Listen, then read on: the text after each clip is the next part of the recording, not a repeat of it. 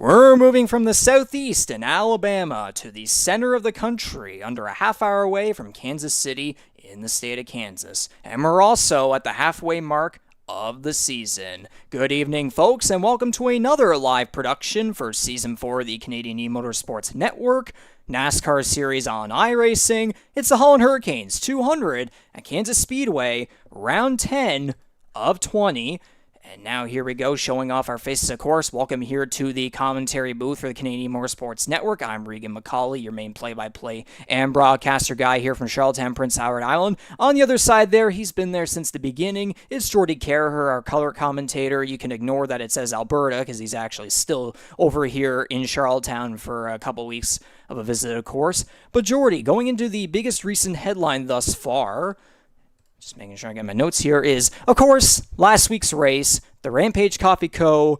250 at Talladega, which was the first race with the removal of the fast repair, which it went surprisingly well. There were only 2 incident-related cautions prior to the final stage, with just 3 cars involved combined between those 2 incidents. Of course, things got messy at the end in good old Talladega fashion, but considering the vibes heading into the race, after a wreck-filled race at Charlotte, of course, I would say it was a success personally, and it certainly was for the winner of the race in Hunter Young, the driver of the number 77 Merrittville Speedway Ford from St. Catharines, Ontario, claimed his first career victory in the series and locked himself into the playoffs, becoming the 4th driver to lock themselves in. Young joins Justin Belmonte and Matthew Paytak as first-time winners. And funny enough, all 3 of those first wins came on super speedways. And it looked as though points leader Corbin MacAulay had a shot at both breaking that superspeedway first win streak and breaking his own curse of having the speed but not the results on those bigger tracks. Unfortunately, the curse continues, but he's right back on a layout that he's won at 5 of 6 times. Yeah, absolutely. I mean, it's been clinical from Corbin MacAulay once you get to the intermediate tracks here so far, and also a previous winner at Kansas, so it's pretty, it wouldn't be a surprise if you can kind of read the tea leaves on that one. But I mean, there's a reason that we take to the track in the first place. So yeah, we'll see how everything goes. Obviously, we saw the kind of late events at Talladega last week that, ultimately shook things up at the very end, which again, ultimately allowed Hunter Young to come through with his first win, as you mentioned earlier. But as I mentioned earlier, we're back to intermediates. It is a spot where our championship leader is very strong, borderline unbeatable so far, 5 out of 6, I do believe. And yeah, we'll have to see if anything else comes along to kind of change that course here tonight. Indeed so, Jordy. Now let's take a look here at the schedule, of course. We're at round 10 of 20 in the entire season. Welcome to the halfway mark. It's race 10 of 13 in the regular season. After tonight's race at Kansas, there will be only 3 races remaining in the regular season. After Kansas, there are only 3 races remaining in the regular season, including tonight. The upcoming stretch will feature 2 intermediates, 1 super speedway, and 1 short track. Quite the circuit diversity at a pivotal point in the season where anything is possible, and we said the same thing back last week at Talladega when it was 2 intermediates, 2 super speedways, and 1 short track. Although tonight could very well be a return to Corbin MacAulay domination, we've seen other drivers show plenty of speed on the bigger tracks. And remember, tracks like North Wilkesboro and Daytona are quickly approaching. And now here, as we take a look at last week's results, of course, Hunter Young scoring his first win and top 5 of the season, and also his 7th top 10 of the season, which is tied for 2nd amongst the field with Scott Bailey and Kyle Knoll. That's a statistic that should not be overlooked whatsoever. Then there's Jared Ireland having himself a clean day, finishing 3rd in Stage 1, 5th in Stage 2, and coming home in the runner-up position, which continues his top 5 streak at 3 races, and it's his first podium of the season. Mark Cox claimed his 2nd Superspeedway podium result and continues a very solid streak of finishes ever since Atlanta, including 2nd, 7th, and 3rd, which has seriously helped him as he currently sits below the playoff cut line only by a couple points. Mike Marini had himself a nice rebound after a late incident or perhaps a SpaceX mission at Charlotte, claiming his first top 5 and top 10 of the season. He did get some airtime after the start-finish line last week, but thankfully, again, it was after the finish, it was after the line, no biggie there. No surprise in terms of the result, though, as Marini is fast on the super speedways, and he even won one, being the non-broadcasted Clash race at Daytona before this fourth season began. Former Talladega winner Jose Mercado also claimed his first top 5 of the season. Despite a few moments at Talladega, his aggressiveness did actually help some drivers throughout the race, and that was in fact rewarded. The last driver I'll get to personally is Darcy Ford, the number 64, finishing 6th in Stage 1, 2nd in Stage 2, led 22 of the 96 laps, and was pretty much in a similar realm to Corbin MacAulay, as he has the speed, but just not the results. And ironically, none of the top 5 qualifiers finish inside the top 5. Half of the top 10 finish in the final 5 spots, as you can see there. Jordy, I'll let you take the rest of the way and maybe even get specific on some of those finishers there in those final couple spots. Yeah, I mean, we'll get to what we were originally calling the cat curse here toward the end of this particular wrap up. But yeah, just to kind of put a bow on the top 10 here, Jonathan Peden sneaking home a 7th place finish after starting a little bit further down the field. Again, just kind of kept it together throughout the course of the evening, and he's a guy who's just kind of lurking right now, but I mean, that is the nature of the Gator, right? Just to kind of wait for the right opportunity to present itself. And again, it's starting to come around for the 33 with that 7th place finish and a couple of other good finishes here recently as well. Looking at the rest of the top 10, Michael Wolford came home in 8th. Series founder Dan Cudmore kept it clean and conservative en route to a 9th place finish, with Scott Bailey wrapping up the top 10. And then we get to, let me just pull this up super quickly here. Full disclosure on my side, the kind of streaming here is a little bit on the offside, shall we say. So it's just going to take me a moment to pull up the rest of the results, a little bit on the blurry side with our system here. I believe that's CD Mangrum I'm seeing in 11th place, that being the number 1. And yeah, he had a bit of decent form there at points last week. He was toward the top, obviously involved in a couple of incidents there late as well. And ultimately that, the 11th place result, he kind of got caught up in something late. So not exactly the way he had that one drawn up, as we again kind of go through the rest of the field. Just 17 cars last week, and okay, that's a little better. So Justin Belmonte came home in 12th, and I believe, yeah, he won both stages last week, stages 1 and 2, of course, before finishing a little bit further down the field. Then, as you mentioned earlier, Riggs, a lot of guys who started toward the head of the field, finishing toward the back last week, beginning with Ty Higginbotham, who started 7th, ultimately finished 13th, last car on the lead lap. Andy Hurdle was on the front row, but ultimately, again, fell victim to that cat curse there at the very start, basically, to end up 2 laps down. Corbin MacAulay, again, that was a developing story last week. He got caught up in an incident with Mangrum to finish 15th, retired with 6 laps to go. Matthew Paytak, also an earlier casualty, and wrapping up the field was last week's pole sitter, Jason Butler, who, again, was not the perpetrator, but certainly the initial victim of the cat curse, and ultimately wound up 41 laps down with 5 who did not go. Yeah, definitely a case of the cat curse right there. And now we'll take a look at the driver standings here. It'll be noted pretty much every single week that these standings that you see feature the playoff locks at the top, which includes Hunter Young, of course. So what you'll be hearing from me are the official standings without those being taken into account, of course, just in case there's some potential confusion. But yes, good old Corbin MacAulay at the top. I said he was Connor McDavid with that 97-point gap, but now at 99 points above, he is practically Wayne Gretzky. Justin Belmonte, who returns to second in the overall standings for the first time since after Homestead. Got to note that he missed the Chicagoland race, which put a damper on his points. Matthew Paytek remains in third for the 6th week in a row. talk about consistency there, which is ironic because he has 0 top 10 finishes in the last 3 races. So there's consistency in the points, but then there isn't on the racetrack, where he just hasn't been able to get any good finishes after his Atlanta victory. He's been great at qualifying, but just has not been so great at finishing. And then there's Scott Bailey and C.D. Magrum in the overall standings, tied for 4th. Bailey led the most laps at Talladega and currently sits at 7 races in a row with top 10 finishes. Magrum's seen better days, as Charlotte and Talladega were both forgettable races for his number 1 Chevrolet, but the reigning Rookie of the Year does remain solid. The last driver I'll get to is Kyle Knoll, as he dropped 4 spots in the overall standings, of course, due to his 1-race suspension at Talladega, which could have very well been an opportunity for his first career victory, knowing his speed on the bigger tracks.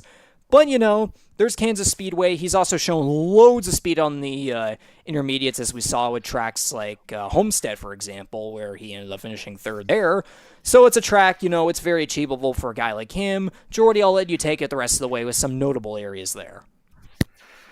Yeah, I mean, I'm more or less focused on kind of looking at more of the bubble positions at this point, as things have certainly tightened up there. But I mean, you've got, some considerable battles in the middle of the playoff picture as well, with Dylan Baum and Michael Wolford tied with Ryan Gibson, just 2 points back. But again, you look at the bubble picture right now, Andy Hurdle drops to 15th. Jason Butler is the man on the bubble. He's been 17th twice, so he'd love to get on the other side of this for the first time. But he's going to have stiff competition in the form of Mike Marini, who's 4 points back, Mark Cox 6 points back, and I mean, we may have some info on the 98 here shortly. And then series founder Dan Cudmore, he is not out of this either, 21 points back. With the consistent runs tonight plus 3 more, especially with the unpredictable nature, something could still happen there. And don't even rule out Jose Mercado either, because he can pull out a victory in one of these last 4 races somewhere to really kind of shake things up toward the bottom of the playoff picture.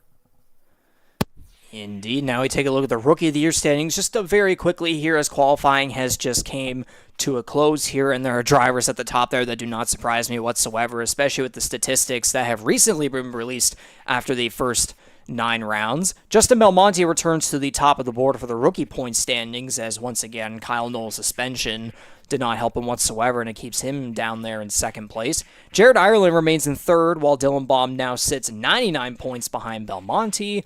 We were mentioning earlier, there's the 99-point gap for the overall points lead, and then there's this rookie one here where Baum is, 99, almost 100 points there, right behind Justin Belmonte, of course. Anything you got there, Jordy? Yeah, sorry. I didn't realize there was a full stop there. I mean, oh, good. Again, the fact that Belmonte's at the top of the standings, that's not a huge surprise whatsoever. Again, the hot start to the season. And again, the 2 stage wins last week certainly didn't hurt his cause either. And I wouldn't be surprised if that gap continues to build up, but it'll be interesting to see how Knoll and Baum kind of reintegrate here tonight again after the week off. Indeed. And now we take a look here at track sidecars lining up here on the grid. No surprise there. We'll eventually get to the starting grid, but there's no surprise at all if you recognize those 2 cars on the front row. But before we get to that starting grid, I'm going to go in here into race control and give these guys just a little bit of a chat here and get these engines fired up here for tonight's event at Kansas Speedway, the Holland Hurricanes 200.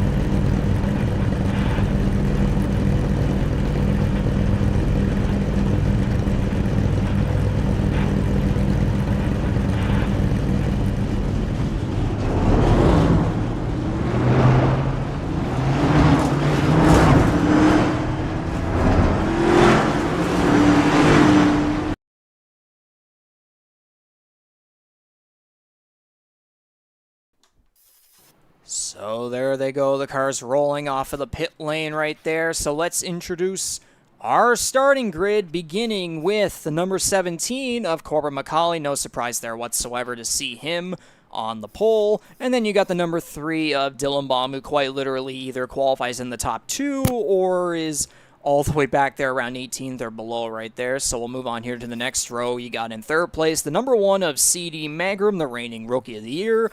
And then you got the number 6 Ford of Justin Belmonte right alongside him.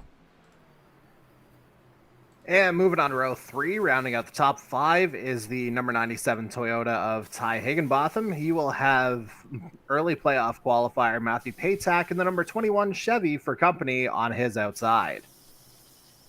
Moving on to row 4, we've got Jared Ireland starting in 7th place, 3rd in the rookie standings. And alongside him, starting in 8th, it's another pair of 8s, the 88 Chevy of Scott Bailey. Moving on now to the bottom of the top 10, we got the number 7 Chevrolet of Andy Hurdle in 9th place, and then rounding out the top 10, a very solid qualifying result for the Network and Series founder, the number 2 Ford of Daniel Cudmore.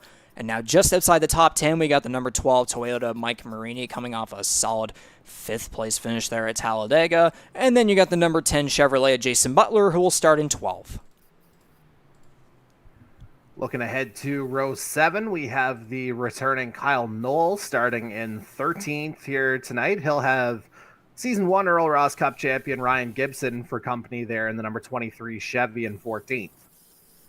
Looking at row 8, we've got a guy we haven't seen in a few weeks, the number 93 Chevy of Tom Janikowski joining us from Wisconsin here tonight.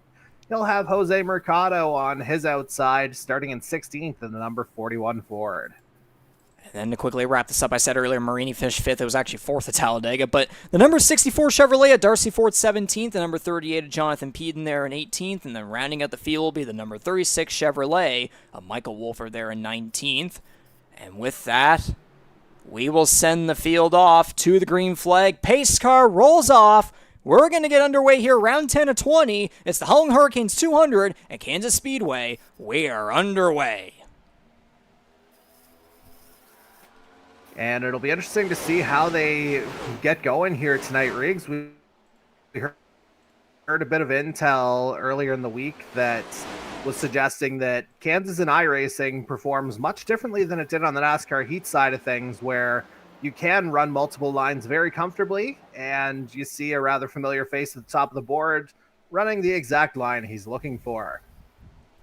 No surprise there. The number 17 pulling out about 0.3 seconds there with Dylan Baum second place following him. Magrum and Belmonte getting close there for third place. Magrum on the inside, Belmonte from the middle to the low line there. You can see Matthew Paytek trying to take advantage of the high line, which I would believe whenever the tires begin to wear off, that'll be something that drivers will start to do as the race goes on and trying to go on that high line a little bit more. You can see already, though, it's actually happening pretty early and very close call there. I believe it might have been a wall tap from the 88. Sorry, I couldn't catch who it was. I think it was Bailey there. I thought I saw wall contact from someone, but I couldn't fully tell who it was. But they got pretty close right there, especially I believe it was around Andy Hurdle.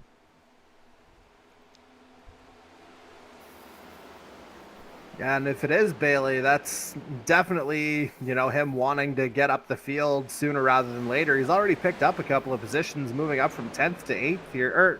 No, he started 8th. My apologies there. So pretty well status quo apart from Dan Cudmore jumping Andy Hurdle for 9th so far. So I believe it actually was Bailey because he just tapped the wall there again for a second time coming off of turn 4. He's gotten very close to the wall here so far. He's trying to experiment very early on in this race. And would you look at that, Dylan Baum really trying to use the high side there. He may have even gotten in the wall himself right there.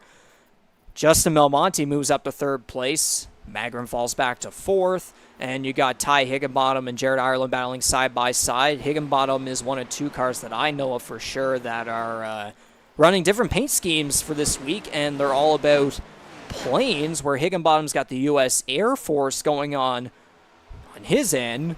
And then towards the back here in 17th place, you got the number 10 of Jason Butler sponsoring the Canada Snowbirds.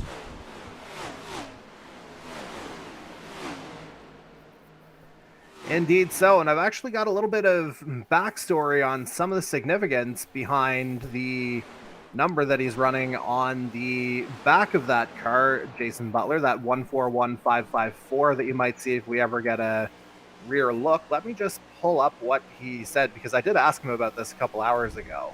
We do have the rear chase cam. We do have that camera on, so. Perfect. So, yeah, as soon as it loads up, I believe he told me that is the number, that was the service number of an Air Force plane that actually got shot down years ago. And there is a significant connection to that on the family side. As soon as that chat loads up, I will provide that little bit of context. But for now, we will go ahead and continue with the main racing itself. And about that, we're getting a battle for the lead here. Dylan Baum catching up to Corbin MacAulay right down the inside. MacAulay getting very close to the high side right there. Justin Belmonte following the two in case they keep going side by side, and that would eventually end up slowing them down.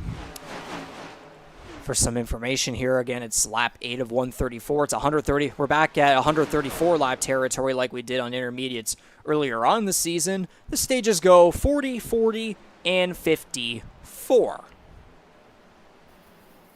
Indeed so, and I've got that bit of context that I mentioned before. So, as I mentioned, that number that you're seeing on Jason Butler's kind of rear of the number 10 here tonight, that is, in fact, the tail number from, again, a plane that went down. So, it would be from his great uncle, Neil Porteous. So, there is a significant family connection there for the 10, as he recognizes, a relative in the Air Force here tonight. And also, it should be noted, no 4th of July race next Tuesday night. So kind of a prime opportunity to be able to recognize that and kind of tie Canada Day in there as well.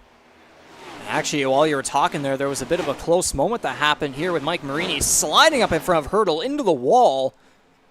And then he ends up falling back here on the front stretch, and then eventually he dipped down to the apron, eventually coming right back onto the tracks, slow down the back straightaway. If we go back live, he's still remaining back here behind Tom Janikowski and Michael Wolford.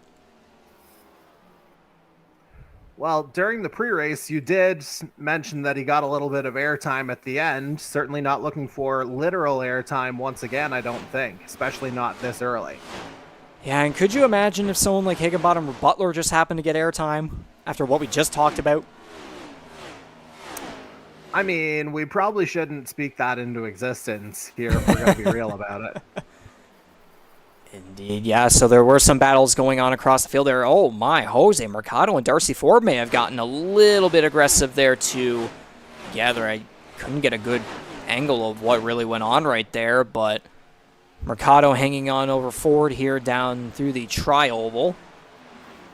Barely giving the block on Ford, gives him a bit of a bump, and he goes to the high side. Getting close up there behind Andy Hurdle as well. Mercado sliding up that inside. He's going to try and stay below Hurdle here. And this is for the 11th position.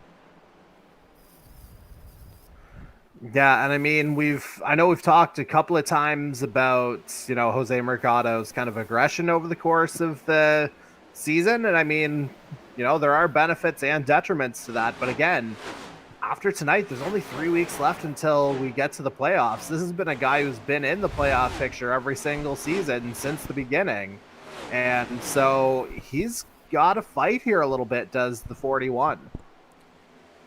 Indeed, as Mercado gets over Hurdle now, Ford is going to try and take advantage over him on the low side there in his number 64 Wing Snob Chevrolet. And there might have been close contact with the wall there once again, as now Ford's going to fall back, and Jonathan Peden, the number 33, is going to try and catch up in his Martin Boys Remodeling Incorporated Chevrolet from Pensacola, Florida, driving for GTR. He's going to stay behind him here so far, and again, coming back to the lead here, MacAulay and Baum still remaining relatively close in about a 0.2 to 0.3 second deficit. And Baum there in the wall. I think Magram even also at the wall. There's a bunch of cars that just have basically been magnets to that high side there coming off that final corner. Yeah, maybe a little bit earlier than we were expecting. You alluded alluded to it earlier there, Riggs. It feels like the higher line would be better suited as the tire wear starts to kind of come into play a little bit more in each of these stages. But, some of these guys, they're not leaving anything to chance. And who knows, it might be something that ultimately benefits them in the third and final stage as well. Once, you have to go a little bit longer for that final stretch, you kind of figure out what you have, and yeah, maybe it just kind of works out a little bit better towards, the final 10 laps or so. And again, Belmonte even up in the wall there trying to slide through the corner. Now he's given a bump draft here to CD Magram, again, the number 1 car from Atlanta, Georgia, also driving for GTR like Jonathan Beaton. Sponsored by pretty much everyone imaginable, and Belmonte's going to get in the wall again. Just that magnet thing I said just keeps going and going. But again, I can't let go. I can't go away without mentioning Magram sponsors here. Nordic Aluminum, the main sponsor you see there on the hood and the sides of the cars. And then you got A1 Grassroots Lawn Maintenance and Landscaping, Marco Construction Incorporated, and McBride Transmissions. So definitely a lot of backing support there for the number 1. And now we can see here, I think there was something that did happen up front between Jared Ireland and Dylan Baum. Ireland makes his way up to second place, trying to carry on momentum again on a 3-race top 5 streak, as was mentioned earlier. So he's looking to carry on that momentum, of course. And then again, right behind him, the number 3 at Dylan Baum, who either qualifies at the very top or at the very bottom. Again, he was one of those 2 rookies that were suspended after Charlotte Motor Speedway due to incidents during the race. Of course, didn't make it to Talladega just because of that. But now he's right up here trying to contend once more as if, Talladega just never really happened. Well, I mean, stage points can certainly have that effect. Finish up a little bit higher kind of negates the absence. And speaking of absence, again, we talked about it at Charlotte where it especially hurt, but again, a notable absence toward the bottom. Actually, matter of fact, out of the playoff picture right now, I think the number 98 of Mark Cox. So again, another notable absence there, along with last week's winner Hunter Young and Jonathan Warr in the 29 as well. He's going to have some work to do, certainly, if he wants to have a sniff of the playoffs. But of course, Young doesn't really have to worry about it as much with the win last week. Mark Cox, things might be getting a little dicey there in the camp of the 98. He's got 3 weeks to make some moves here. So yeah, only 19 cars here racing tonight. Again, as you mentioned, it's Mark Cox, Hunter Young, and Jonathan Warr all out of this one. And now as we see here, Jared Ireland has taken the lead over Corbin MacAulay. So Ireland's going to get his chance, as I said earlier, trying to carry on the momentum from his runner-up finish back at Talladega. And he's looking to do that right here, trying to make it 4 races in a row with a top 5 finish. And we'll just take the ticker off and very quickly go back and see what happened when this happened. Or happened to make it happen. See how he just slides down into the middle groove. MacAulay staying up on the high side.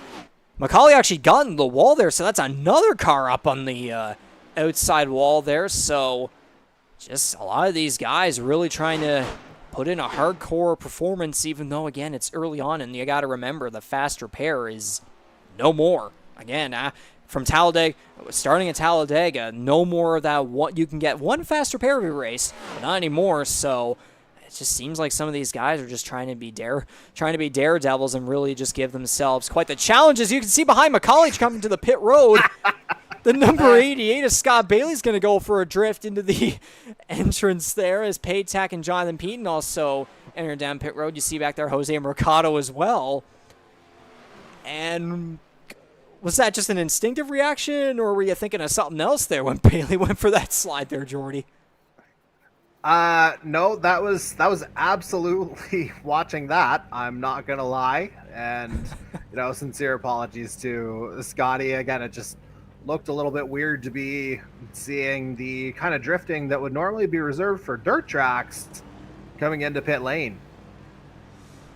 Yeah, apparently so, and so cars are gonna come off right there. There's Belmonte, Ireland, Wolford, Mercado.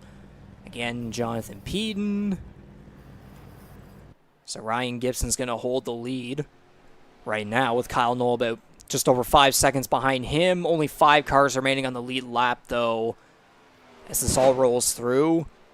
A few laps past halfway through this first stage. Again, 40 laps for stages 1 and 2, and then 54 for stage 3. So no surprise for the halfway mark of the stage. To get those green flag pit window, to get that green flag pit window, and of course, again, speaking of halfway, again, it is the halfway point of the season, and the playoffs are after tonight are only 3. It's 3 races, and then it's playoff time. So again, as I said earlier, it's a very pivotal point in the season to get things done. Again, in 2 weeks' time, we'll be going to our first short track on iRacing, being our first and only one on the Canadian Motorsports Network NASCAR Series Season 4 calendar in North Wilkesboro. And then 2 weeks later after that, it will be heading to Daytona for the regular season finale. So again, 2 of these upcoming races here could be perfect opportunities for someone, especially maybe below the playoff cut line, to create an upset and lock themselves in the playoffs. And we, again, talk about someone like Mark Cox earlier, who has been on fire in his past 3 races, of course, again, getting 2nd, 7th, and 3rd. And I guess we could also talk about Daniel Cudmore as well, getting some pretty solid finishes. Recently, both him and Cox are 2nd and 3rd. Yeah, it's Cox 2nd and Cudmore 3rd when we look at the average lowest incidents per race, which it's funny because Corbin MacAulay leads that, and then there's Mark Cox and Daniel Cudmore, so it's just kind of one extreme to the next if you look at it all based on statistics and just overall skill level that's been proven and such. So, yeah. Yeah, definitely. I don't want to say like a contrast, but I mean, the proof is in the pudding again, based on, the numbers that did come out a little bit earlier this week. And I mean, again, that speaks to a couple of different ideologies here. Like Corbin MacAulay, you see that kind of fewest incidents per race. Look over at the next column, and the fact that he's literally led going into tonight, not counting the laps he's already led, he's led 5 times as many laps as anybody else. So that's one good way to stay out of trouble, is to just be ahead of everybody. And then again, there's the contrast of Dan Cudmore, who we've outlined that more conservative racing style of, staying a little bit further back in the field with, I must say, a pretty nice Holland Hurricanes themed scheme there. A little bit of a different look for him. Tonight, of course, we're used to seeing Corbin MacAulay in the Holland College livery, but yeah, Cudmore embracing full-on Hurricanes here tonight. And, he's found ways to not tear through the field, but he's definitely done some damage late over the last few weeks just to kind of keep himself within shouting distance of the playoff picture. I'll give a hi and a hello to Daniel Cudmore's POV, which I do wonder if that is actually streaming, because I actually just found out today that he was, in fact, doing that. So, see maybe if I know it. I have it in my history somewhere, buddy. I know it's in there. Perhaps DC Cudmore on Twitch would be the place to look.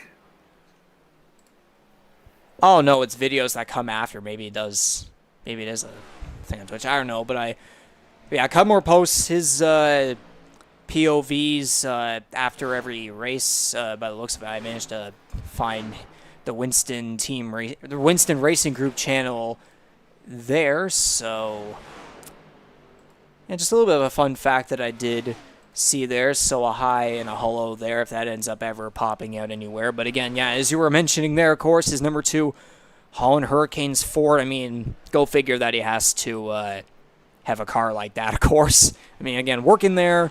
And then, of course, again, Corbin MacAulay running the Holland College car, because, again, he'll be going right back there whenever the fall comes around for the IT program in 2023, 2024. And then, of course, there's me, where I'll be going back to the Journalism and Communications program for year 2, graduating year. So a lot of Holland College representation, of course, especially knowing this race is sponsored by the Holland Hurricanes. So we thank the college and the the athletics department very much for their support of the Canadian Motorsports Network. Again, they were obviously the guys that pretty much brought this whole thing together at the very beginning whenever we were back on NASCAR Heat 5. So, of course, they get all the sincere thank yous and everything when it comes to our sponsors. But I'll get back to this here very quickly, just back to regular racing action here at Kansas Speedway. Lap 33 of 40 for the first stage, 134 for the whole race. It's the number 13 of Jared Ireland leading the way by about just under 5 seconds over the number 17 of Corbin MacAulay. And Ireland so far has led 5 laps. I believe this will be 6 when he comes to the line here. If it changes, yes it is. So 6 laps led now for him. If we look at MacAulay, he's led 19. So Ireland's now getting a turn here to try and see if he can claim the first stage victory if nothing goes wrong. But there's a lot of separation between a lot of guys here, of course. And I was kind of seeing some cars get close there. CD Magram just under a second over the number 3 of Dylan Baum, but there's a decent distance between everyone here in the field so far. Justin Belmonte over Andy Hurdle, although Belmonte is a lap down. There's only 14 cars in the lead lap with Daniel Cudmore.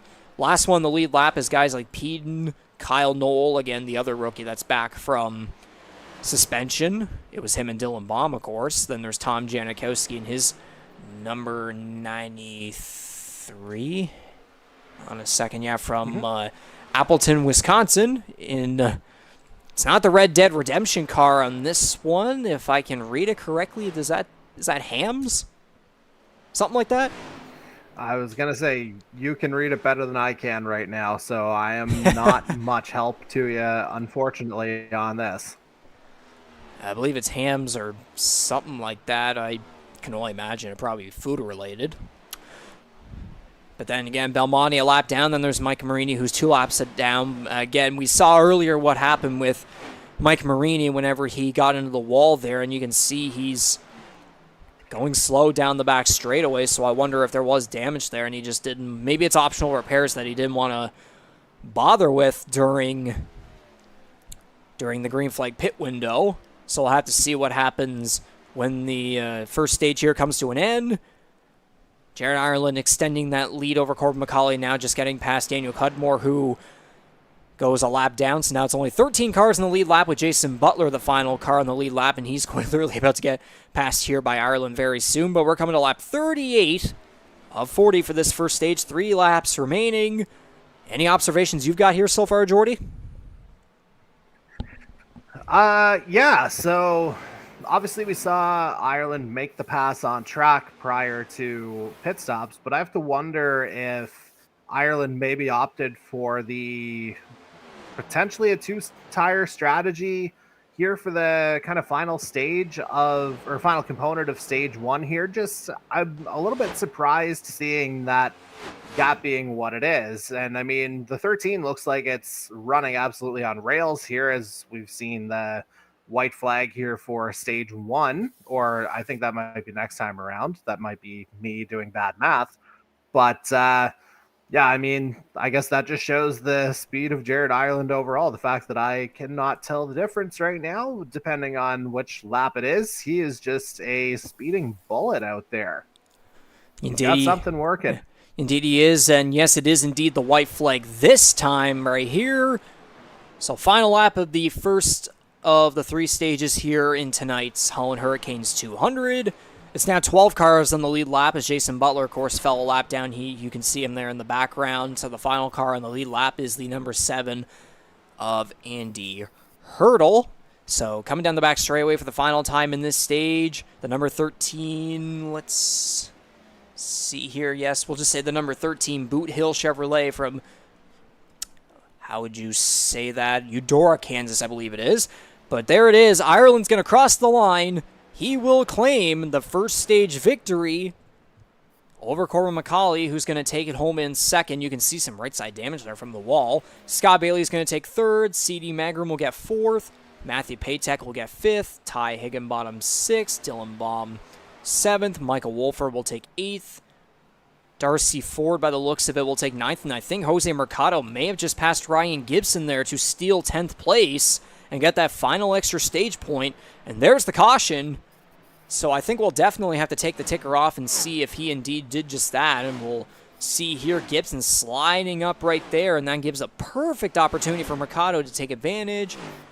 And thus the number 41 Ford from Kissimmee, Florida, in that sideward brewing car is going to steal 10th place and get that final extra stage point. Now, in sort of summarizing all this, I can't believe it almost took us the entire stage to recognize the home state driver right at the head of the field. Yeah. If we're going to be fair about it, I mean, certainly, a little bit of sentimentality to this. And I know Ty Higginbotham was expressing a bit of sentimentality as well, having just recently moved back from Kansas City, Missouri to Asheville, North Carolina, where he's back racing from here tonight. But let's just see if I can map this out, just see just how close Eudora is to our beloved venue here for tonight. Oops, maybe if I can spell.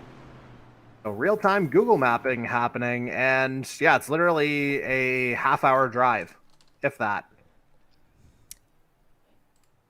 Yeah, about that, and I think I just realized my own stupidity right there. Kansas City is not in Kansas? There's actually both. So there is a Kansas City, Kansas, and a Kansas City, Missouri.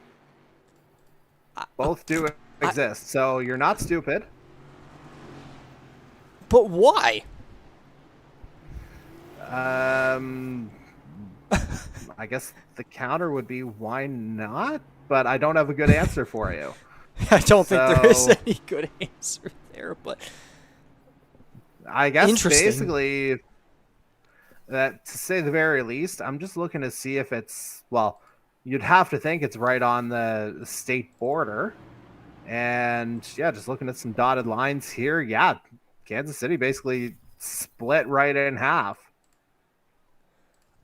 Oh, so and I'm if you saw that.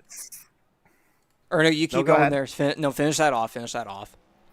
Oh, okay. So yeah, I was just gonna say, if for those who are into the rom-coms and would have seen A Walk to Remember growing up, you very well can go to Kansas City and be in two places at once. Apparently so, and there's two little things we got to get, little notes we got to explain here. I just saw right there Justin Belmonte and Tom Janikowski making contact on pit road.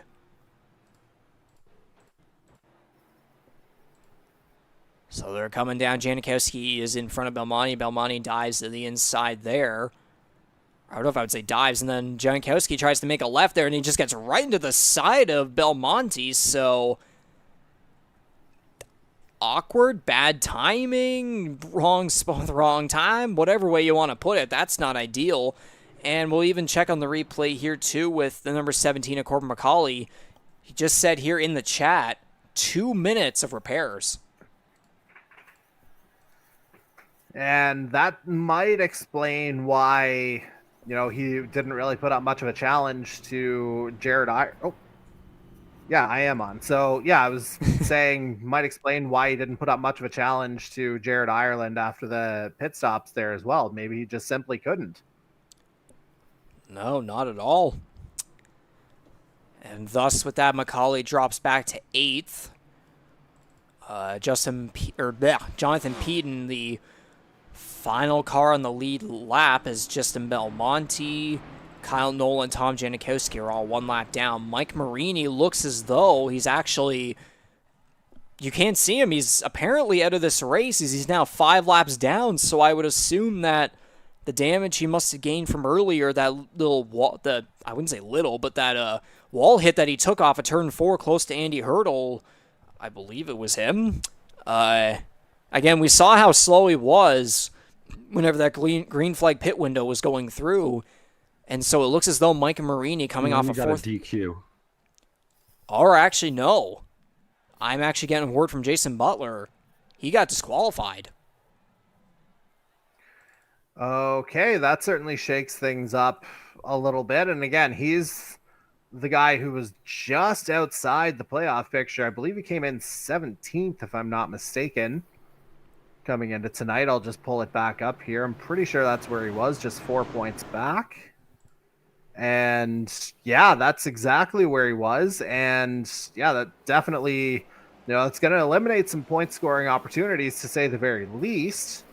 And yeah, with everything just kind of coming to a head here, not ideal for the 12. No, not at all. Again, as I said, coming off that 4th place finish at Talladega, looked to be some good momentum there, being below the cut line, and there looked to be potential trouble almost there for the number 1 as CD Magram, who dipped down all the way to the apron. So as these cars roll off the final corner here, we're going to have to check out what happened.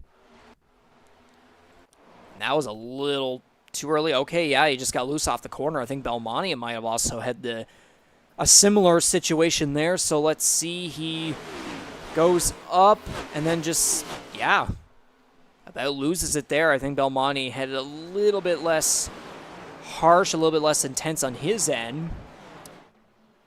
And now as we see here, we're getting a pretty condensed pack going here towards the lead as Jared Ireland leads the way, but you can see the number 64 of Darcy Ford, the number 41 of Jose Mercado, and even Matthew Patek all the way up here. Again, Matthew Patek, the number 21 MBR Motorsports Chevrolet, looking to find some resurgence after, again, he got that victory back at Atlanta, his first career victory, as we called it, a long time coming. But then the next 3 races, the recent 3 races, he just hasn't been able to get the results, especially after all 3 times he, I believe, qualified pretty good, but then, again, just hasn't really gotten any good finishes there. I believe all of them below 15th, if I quickly check right here. Yes, started 3rd, 8th, and 8th, and then finished 17th, 13th, and 16th, with Talladega being a disconnection. So, again, trying to find some resurgence. I don't know if that's the case. I think there was contact between Patak and Mangrum that ultimately took the 21 out, if I recall. And I know he's been he's had some horrible luck the last couple of weeks, if we're going to be completely blunt about it. And, obviously the first couple weeks in that frame, there were still the fast repairs, but, you can't really replace the time lost, so to speak, for needing to have that done in the first place, especially if you get caught up in multiple things, as the 21 has on a couple of occasions this year, more often than not through no fault of his own. Yeah, I knew something that happened with him. I just couldn't recall it fully, and you were able to remind me there with Magram. Yeah, got into the right rear bumper of him coming through turn 2, and then Patek right up in the outside wall, and because there's no more fast repairs, that just took him right out of the race. Probably should have chose a different word than disconnected there. But anyways, we will move on here. Would you look at that? Almost over half a second leading the way. Jose Mercado. And what did I say earlier about him potentially disrupting things with a victory? Obviously a long way to go here tonight, but it seems like he may have something in that 41 right now. And again, he came into tonight 20th. So if he wins, that sort of upsets the balance of things and makes the bubble a whole lot more interesting.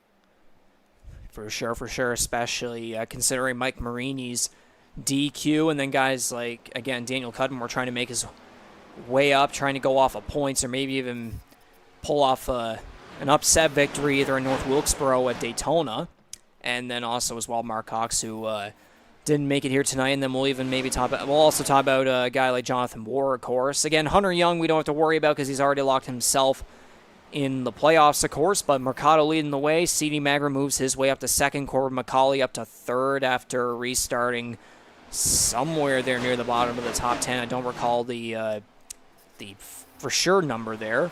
There's Dylan Baum in 4th place, Darcy Ford rounding at the top 5, but although Mercado is ahead by about 0.3, and it looks as though everyone's starting to catch up to him, might have maybe used the tires up just a little bit, everyone here is a lot closer than what we saw there back in the first stage, at least so far. Yeah, an interesting note there on the Ireland stage victory as well. Of course, that comes with the additional playoff point as well, so that brings him into a tie with Scott Bailey for fifth overall in playoff points. And Oh, with caution. the Oh, reset hurdles out around Ryan stage, okay, Gibson.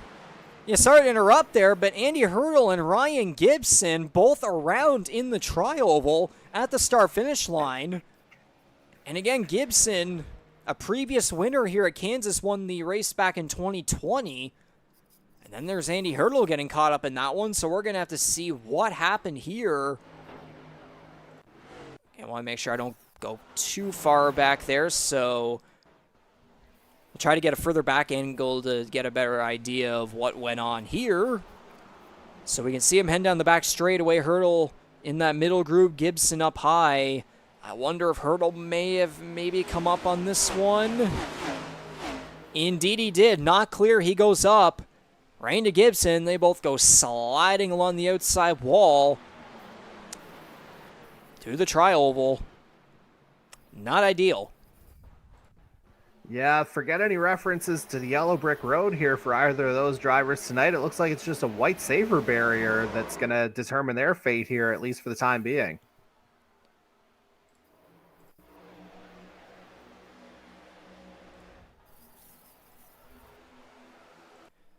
Yeah, this will be a good look here from the spotter zoom angle.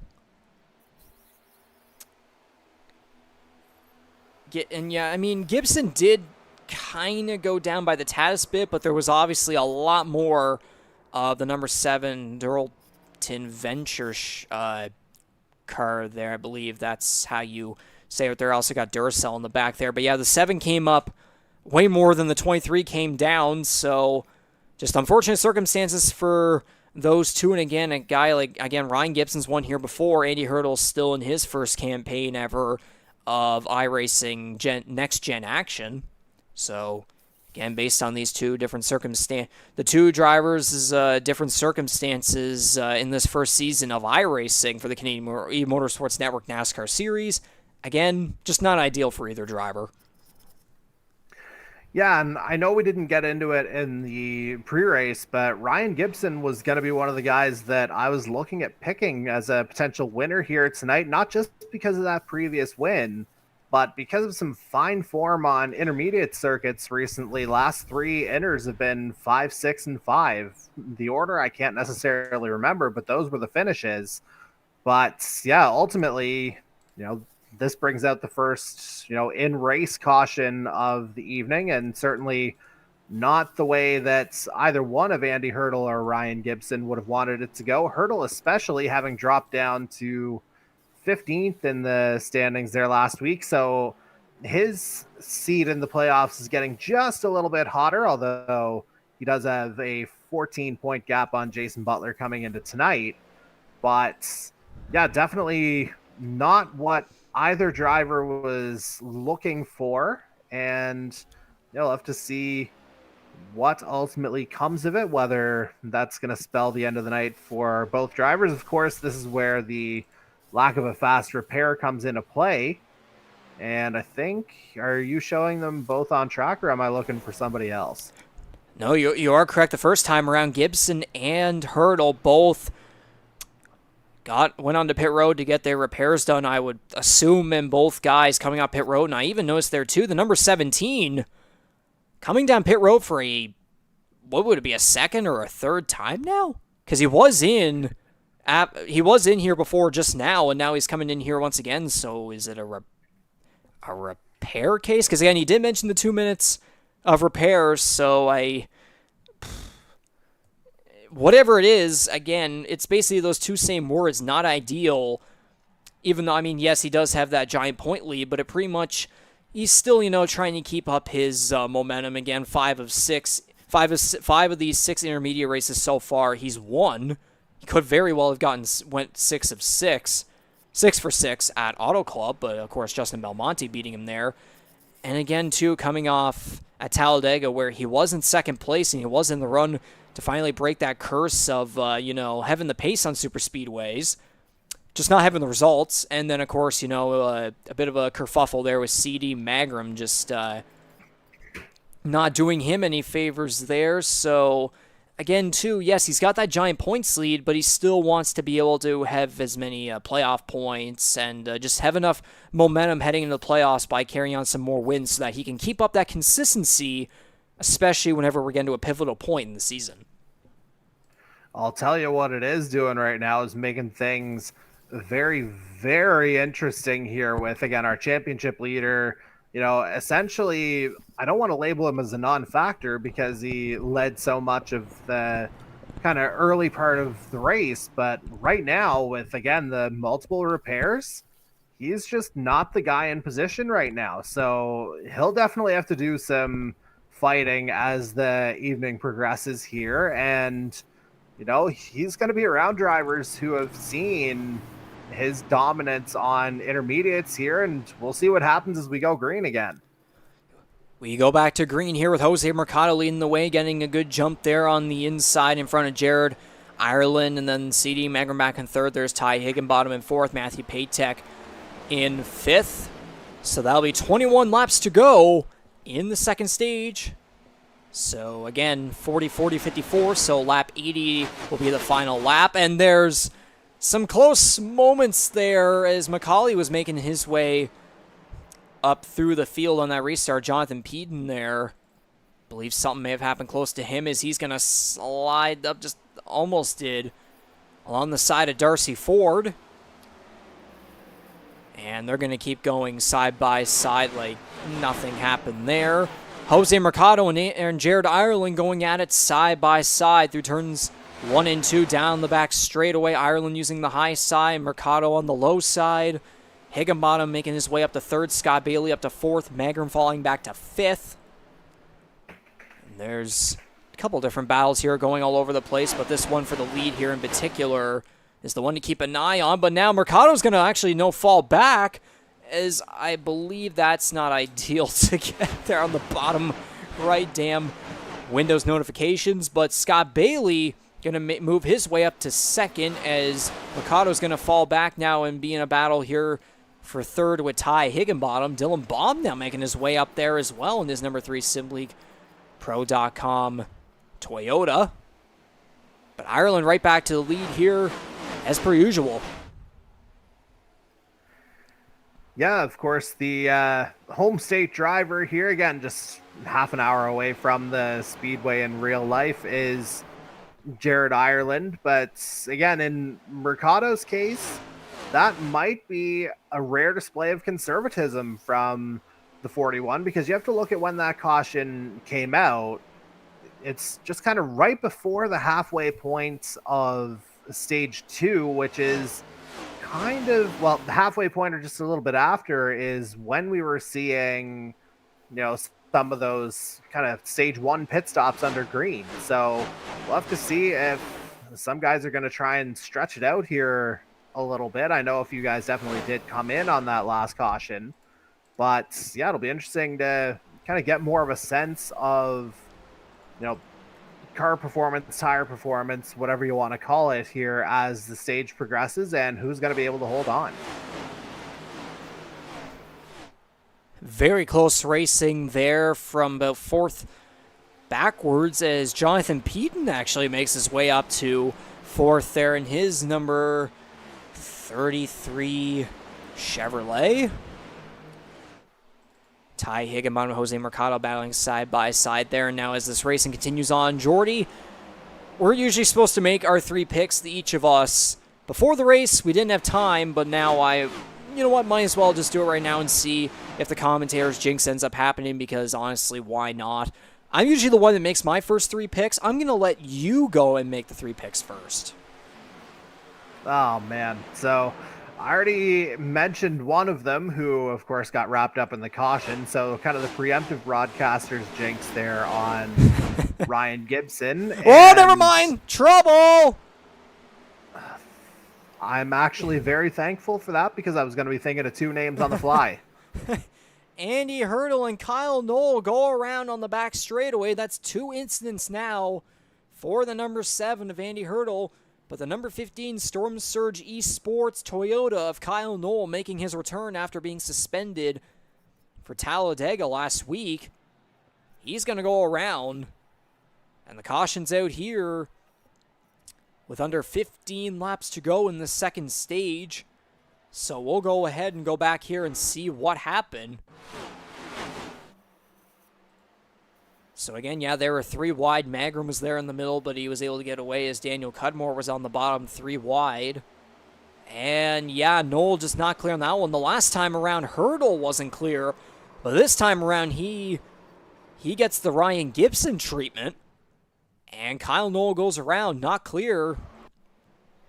So it's pretty much just those 2 words of not ideal there once again. Noel, again, a guy who we know is fast on the bigger tracks. And he wasn't able to get that opportunity at Talladega for his first career victory. And I was hoping that maybe Kansas would be, him coming back. It would be a good opportunity for him. But no, he just gets caught up in that right there. He hasn't really been up anywhere in the top 10. Has really been stuck below there again, 1 or 2 laps down prior to now. So not ideal there as cars come down pit road, including MacAulay. That would be MacAulay. Gibson, I believe, is also in there, and that would also be Andy Hurdle. Jared Ireland still leading the way with Scott Bailey and Dylan Baum there in third. Maybe now you have all the time in the world to make your 3 picks, Jordy. Oh, man. Let's just see here. I do have to go back to the Sim Racer Hub where we do house, the lion's share of our data for the league, just to make sure it's not an absolutely shameless pick to have considered Jared Ireland before his performance so far. And let's find some justification here. Yeah, a couple of 4th place finishes on intermediate tracks recently, so the 13 definitely heating up, and you mentioned the runner-up finish at Talladega last week as well. And so it's Gibby and Ireland, who actually, I believe, from a separate source, I think they might be doing 24 hours of spa and might be trying to recruit Andy Hurdle in on that. So maybe keep your eyes out on that in the near future. And to wrap up the field, bearing in mind who you've got picked, or at least 2 of your 3, let's just go through the standings here. Now, you know what? I think the defending Earl Ross Cup champion might be due. Ty Higginbotham running in 5th right now, and he's the guy who's just kind of been in the picture but hasn't made that full-on dent yet. And I don't want to call it a champion's curse because, the competitive performances have been there, but could be time for the 97 to make a move here. For sure. And I'm just going to go and just say my 3 picks right now. Yeah, actually, I'll bother explain them here. Let's see. I chose not to pick Corbin MacAulay for Talladega, but, being back on an intermediate, I just have to steal him. It kind of feels like I morally or maybe even legally or on a blood level have to. Blood DNA, whatever.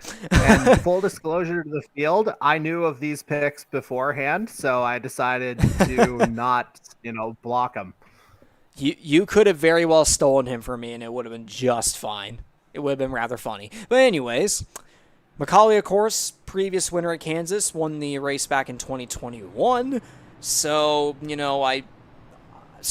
I originally thought before the race, no doubt that he'll show some form of domination, which was shown very early on, but now he's all the way back in 14th and just hasn't really been able to get much done after the first stage again. We did see him get into the wall multiple times, and of course, in the chat here saying 2 minutes of repairs, so he's been just kind of going back and forth on pit road. I would assume it might be a case of just trying to stay on the lead lap. That probably would be a very good strategy right there. Hopefully I'm correct in saying all of that.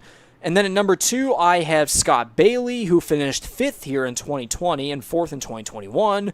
And knowing how consistent he's been so far this season, he's literally in 2nd place right now. If he crashes off this restart, I swear. How can I not pick a guy again who is seriously overdue for his first win in a long time? Because again, this guy, I mentioned that top, I believe it was 10 streak earlier of like 6-7 races in a row. like, how can you not pick him is basically the motto for him. And if I had to really just randomly grab off a third random pick here as as Jonathan Bean and Matthew Patek both, I believe, got into the wall there going through turn 1 on this restart with 10 laps to go in the second stage, and Jared Ireland had a loose moment right there coming off a turn 2. He's going to save the car, and that's going to give an advantage to the other rookie, Dylan Baum, again back from suspension. Those two rookies fighting up front right here. Close racing back there with Darcy Ford and Jose Mercado, and speaking of Ford, that's my third pick right there, the number 64 Wing Snob Chevrolet. Again, Kansas being... I mean, Jordy, you would know about Darcy Ford's success back in the NASCAR Heat 5 days, and especially during the days where, again, Kansas was on the schedule in 2020 and 2021, but it wasn't on the schedule last year.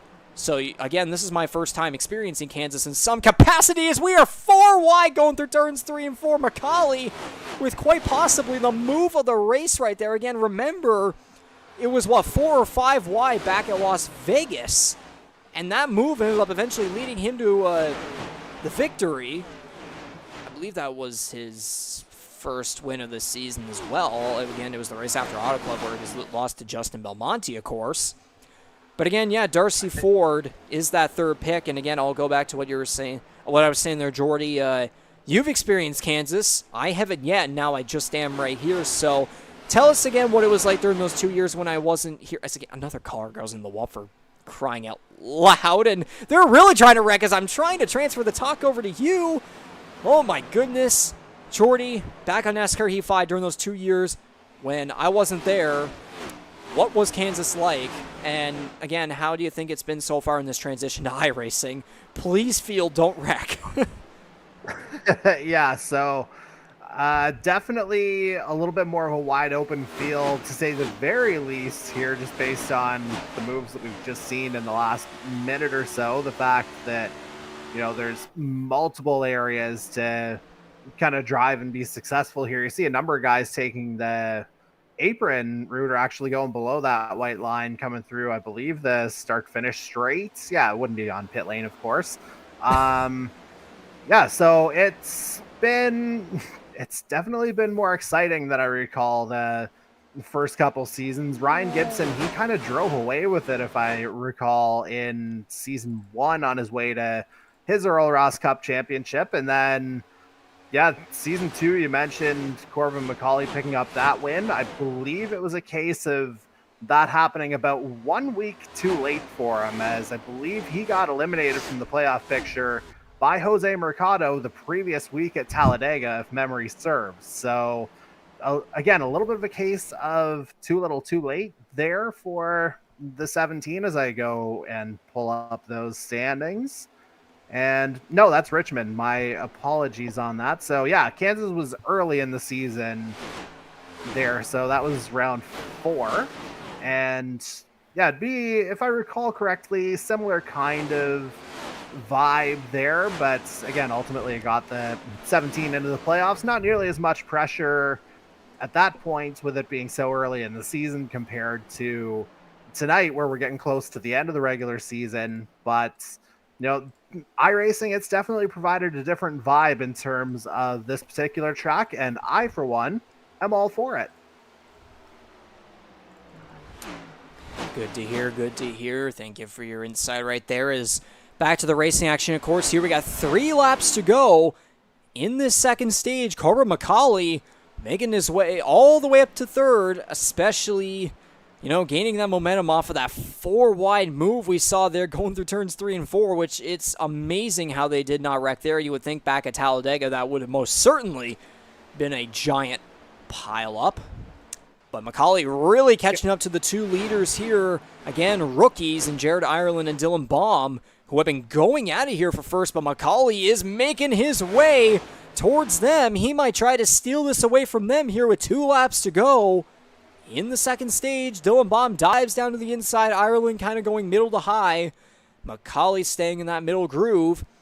Coming through turn 4, this will be the white flag for the second stage, and MacAulay really trying to catch a draft off of Jared Ireland, as Baum was able to stay to the inside there and stay side by side with him Through turns 1 and 2, MacAulay staying in the middle, Ireland up high, Dylan Baum on the inside. We're seeing a lot of diversity here in terms of the grooves, and Ireland's going to get in the wall. That's definitely going to help MacAulay here try to catch up, but Baum's going to stay on the inside. MacAulay through the middle. He's going to try and get a run here going. Could we see 3 wide for the stage victory? No.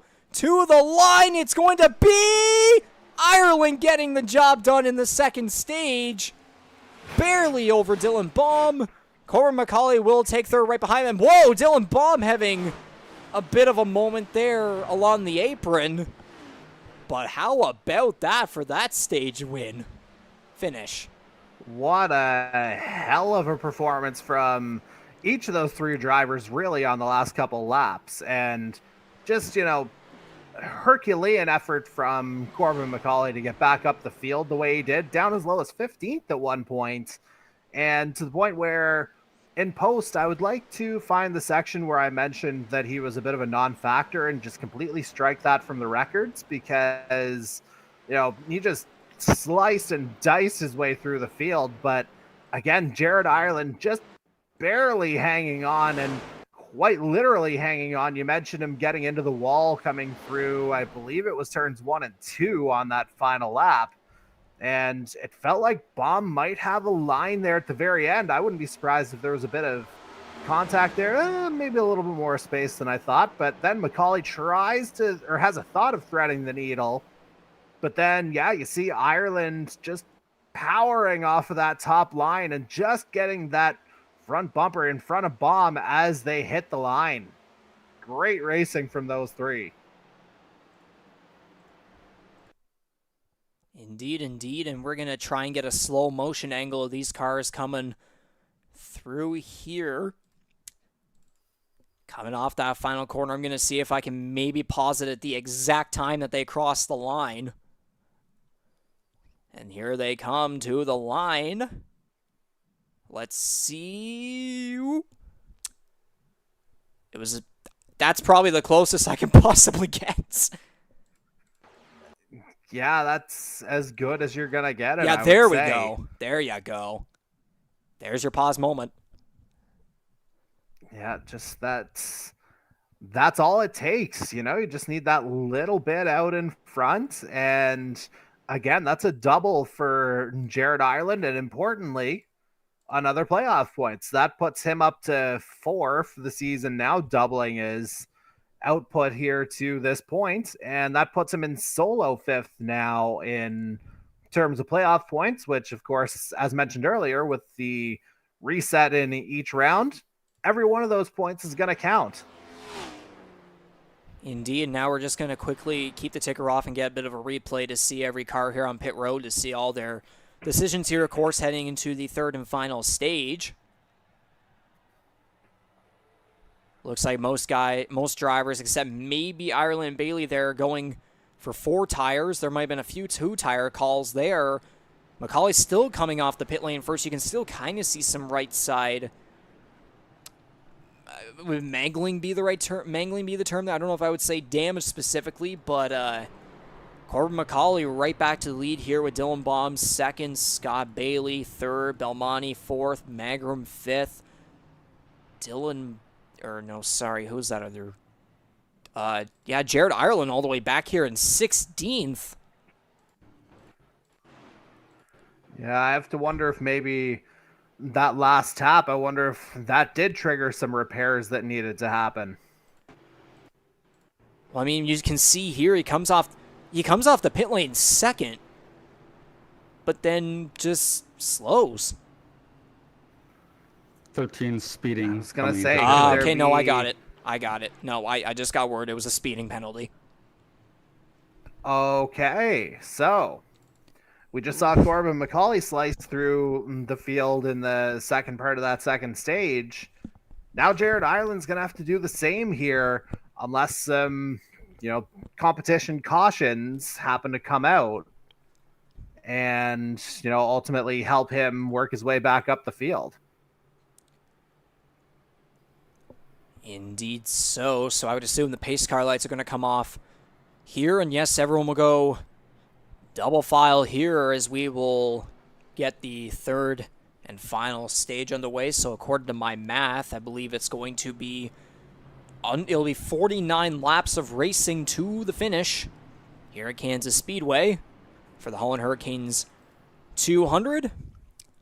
And we might as well shout out some of our other sponsors here besides Holland Hurricanes Goers. Well, actually, no, I probably should be shouting out Holland Hurricanes here as many times as possible because they are sponsoring the race, of course. But, there's also the other side sponsors, of course, being Kyle's Fried Chicken, Rampage Coffee Incorporated, which sponsored Talladega last week.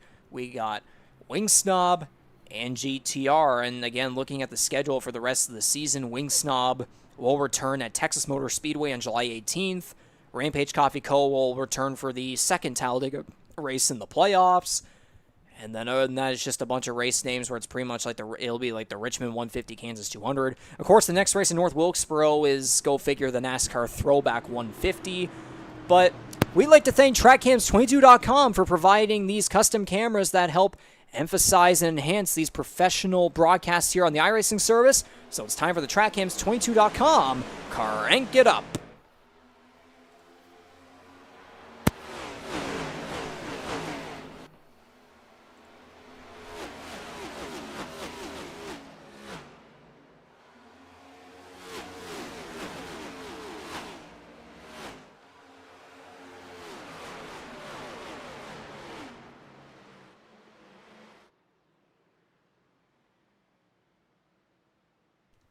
And as we were going through that crank it up, we have trouble for the number 3 of Dylan Baum who goes around. So Jared Ireland dealing with a speeding penalty there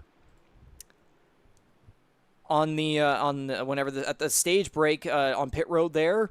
But now Dylan Baum goes around. So those top 2 rookies who finished first and second in that incredible stage 2 ending finish, now both of those guys are dealing with trouble as Ireland is back in 13th, and now Dylan Baum just got himself caught up in an incident. He's got front-end damage, and his car, I think, was even maybe having a toe link or suspension issue right there, so he'll definitely be under repairs. But the only way we're going to find out how extensive these repairs may be is if we go back and check out what happened.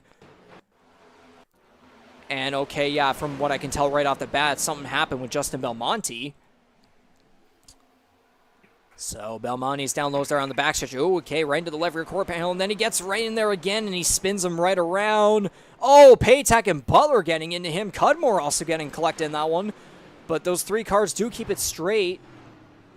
They do gain some hits, unfortunately, but Dylan Baum, again, though, the only car going sideways, so not good to see there for Dylan Baum, who, again, was part of that incredible Stage 2 finish. He and Ireland both then dealing with trouble. So again, Belmonte trying to side draft, gets right into that left rear quarter panel, and then he goes in there a second time, and he turns him around. Then Paytech Butler hard into either him or the wall, and then Daniel Cudmore getting himself involved there as well. So we're definitely going to have to see Justin Belmonte's view of this one. Yeah, it'll be very curious to see whether... Yeah, I think... Yeah, you definitely saw Baum getting turned there, whether it was him coming down or maybe a little bit of pressure from the back. But clearly contact that time around, and yeah, it's hard to argue with what I've seen from the guy we're on board with right now, Matthew Paytech, talking about, multiple, a bit of a theme emerging with some cars involved. Paytech obviously incurring a little bit of damage there, again, more or less as a passenger as opposed to any kind of direct involvement that time around. And we should make a clarification on that. Oh, that's a hard hit there. Is that the Janikowski front? I'm not 100% sure. That would be Jason Butler. Oh, okay. I was going to say, that doesn't look like an Air Force logo, but that's just me. But anyway, I was just going to make a clarification because we found something out regarding, we referenced that huge incident at Talladega last week at the very end.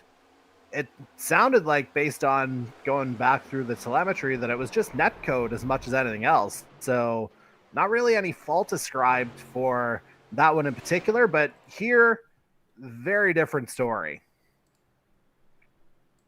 Yeah, I would definitely have to say on that one, Belmonte definitely, like, Dylan Baum didn't move one bit. Belmonte really trying to, I don't know if you would call call that side drafting in any way. It went right up into his left rear quarter panel there about like twice. And of course, the second time around, it ends up causing the spin, of course. So very unfortunate to see there for Dylan Baum, who is now one lap down. The only car right now lap down. Well, actually, no, Matthew Patek probably will be getting a lap down here as he incurred damage, of course, there hard into the outside wall, getting some air on the left side tires. So looks as though there'll be 16 cars left on the lead lap with Jason Butler there. I believe he may have just come off pit road. Yes, he did. So Mike Marini again remaining the only DNF in this race so far. But hopefully we don't see Matthew Patek potentially be the second one. Dylan Baum's still out there, although one lap down. But of course, there is a little bit of words going on, behind the scenes. But that's the furthest we're gonna go in that discussion. But of course, right back here to the regular field, Corbin MacAulay leading the way with Scott Bailey on the high side. Justin Belmonte remains up there in third despite that incident.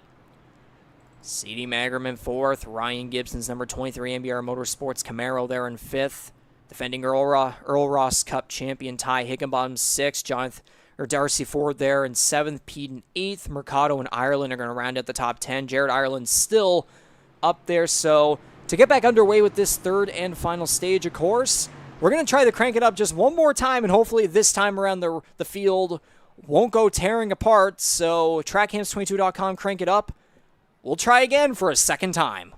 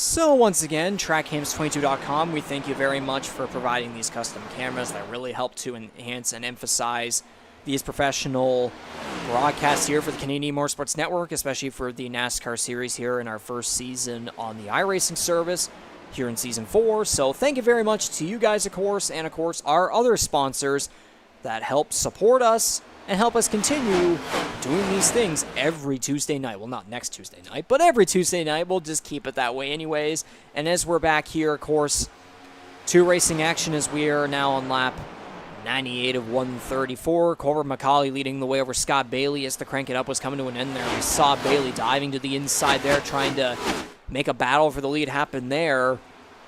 Again, those are two of my three picks going at it. Again, MacAulay winning the last race here at Kansas in series history back in 2021.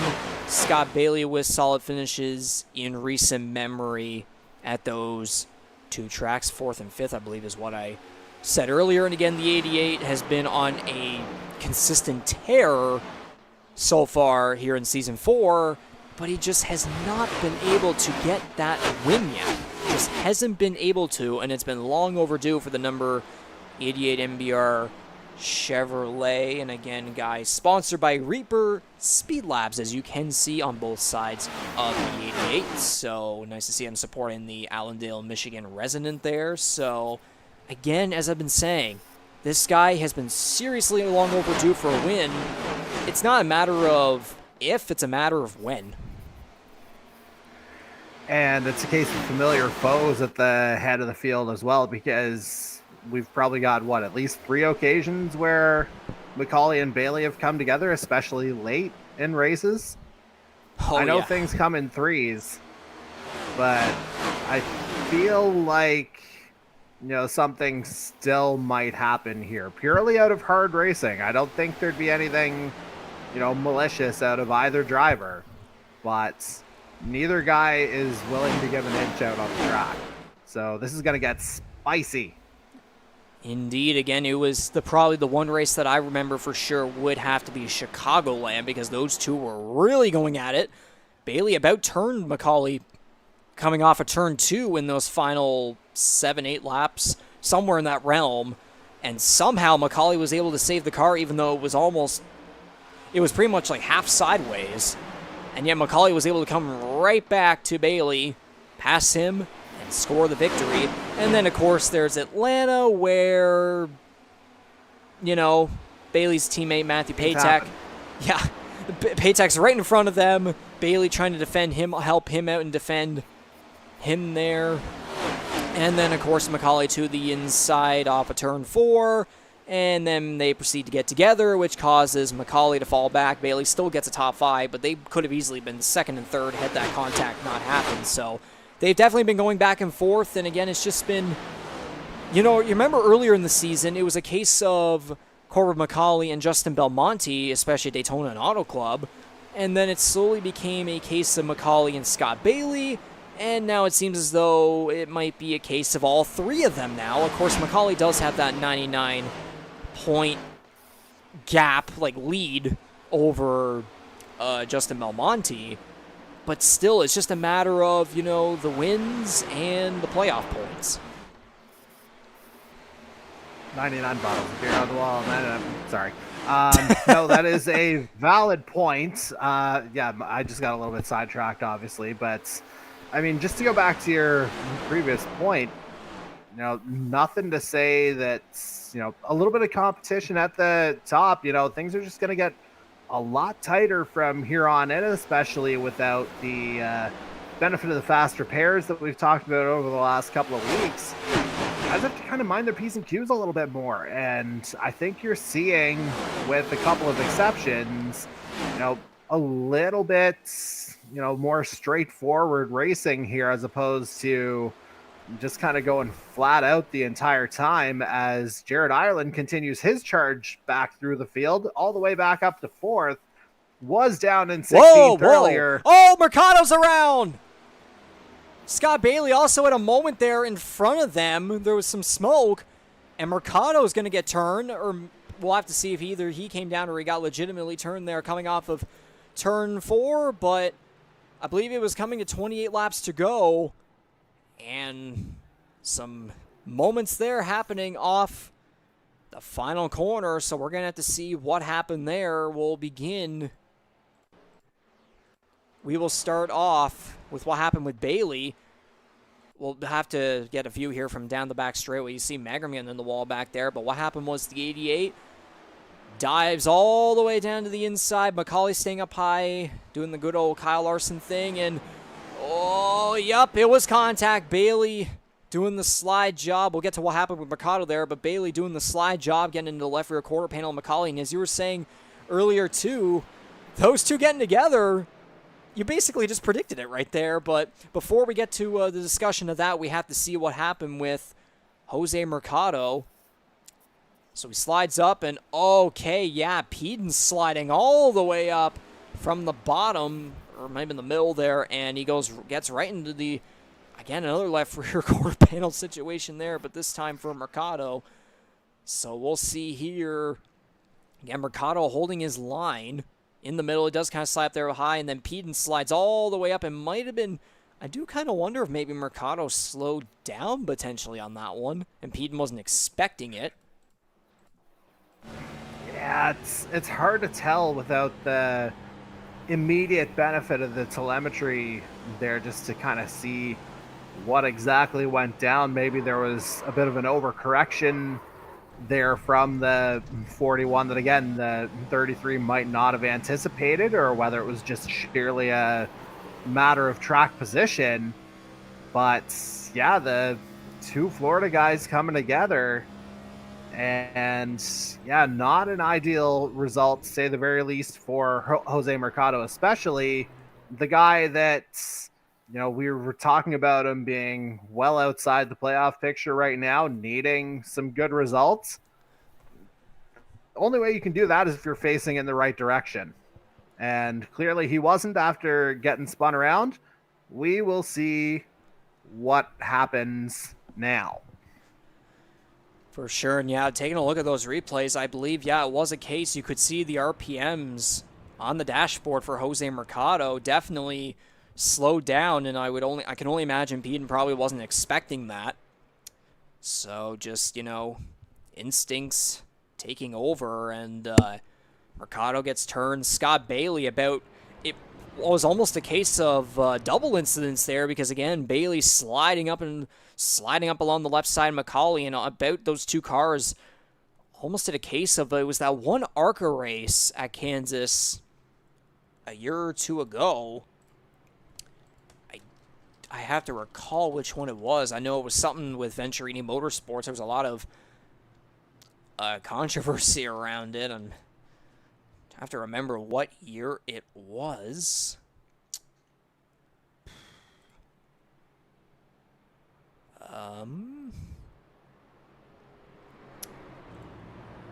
If you got anything to say while I find this, you go right on ahead. Let's just, I mean, I've got plenty to say on a few different subjects, but in terms of the race itself, you know, it seems like, again, we're kind of getting into the nitty gritty of things here, as we're definitely in the triple digit lap range here, somewhere in the benefit or range of 25 to go, 26 perhaps. Again, the connection that I'm using isn't necessarily the best, but again, some familiar faces up front with, you know, MacAulay, Bailey, Belmonte, and again, Jared Ireland coming through the field the way he has, especially in this third stage. Again, was 16th at one point after incurring that speeding penalty to end stage 2. We saw Corbin MacAulay do the same thing, and you know, the fact that we've seen two drivers do that, I don't necessarily think anyone on the lead lap is out of this one by any stretch of the imagination. We've seen things happen over the course of the evening. The racing's just going to get that much tighter as we go along. And yeah, I would not count anybody out. I wouldn't be surprised, you know, if we end up with, you know, another first time winner here. Perhaps it might seem a little far-fetched right now, but again, hear me out. We literally just saw it. Hunter Young last week was, I believe, 10th at one point on that final lap and ultimately navigated the chaos. But enough of me talking. Let's see what happens here off of this restart. Indeed, so I believe, according to my math, there'll be 24 laps to go, 25 laps to go here in the Holland Hurricanes 200. Corbin MacAulay leading the way, and again, you were talking about earlier, Jonathan Peden having a loose moment there off of turn 2. A lot of other drivers have been experiencing that in this race here tonight thus far, but MacAulay jumping out to a good lead right there.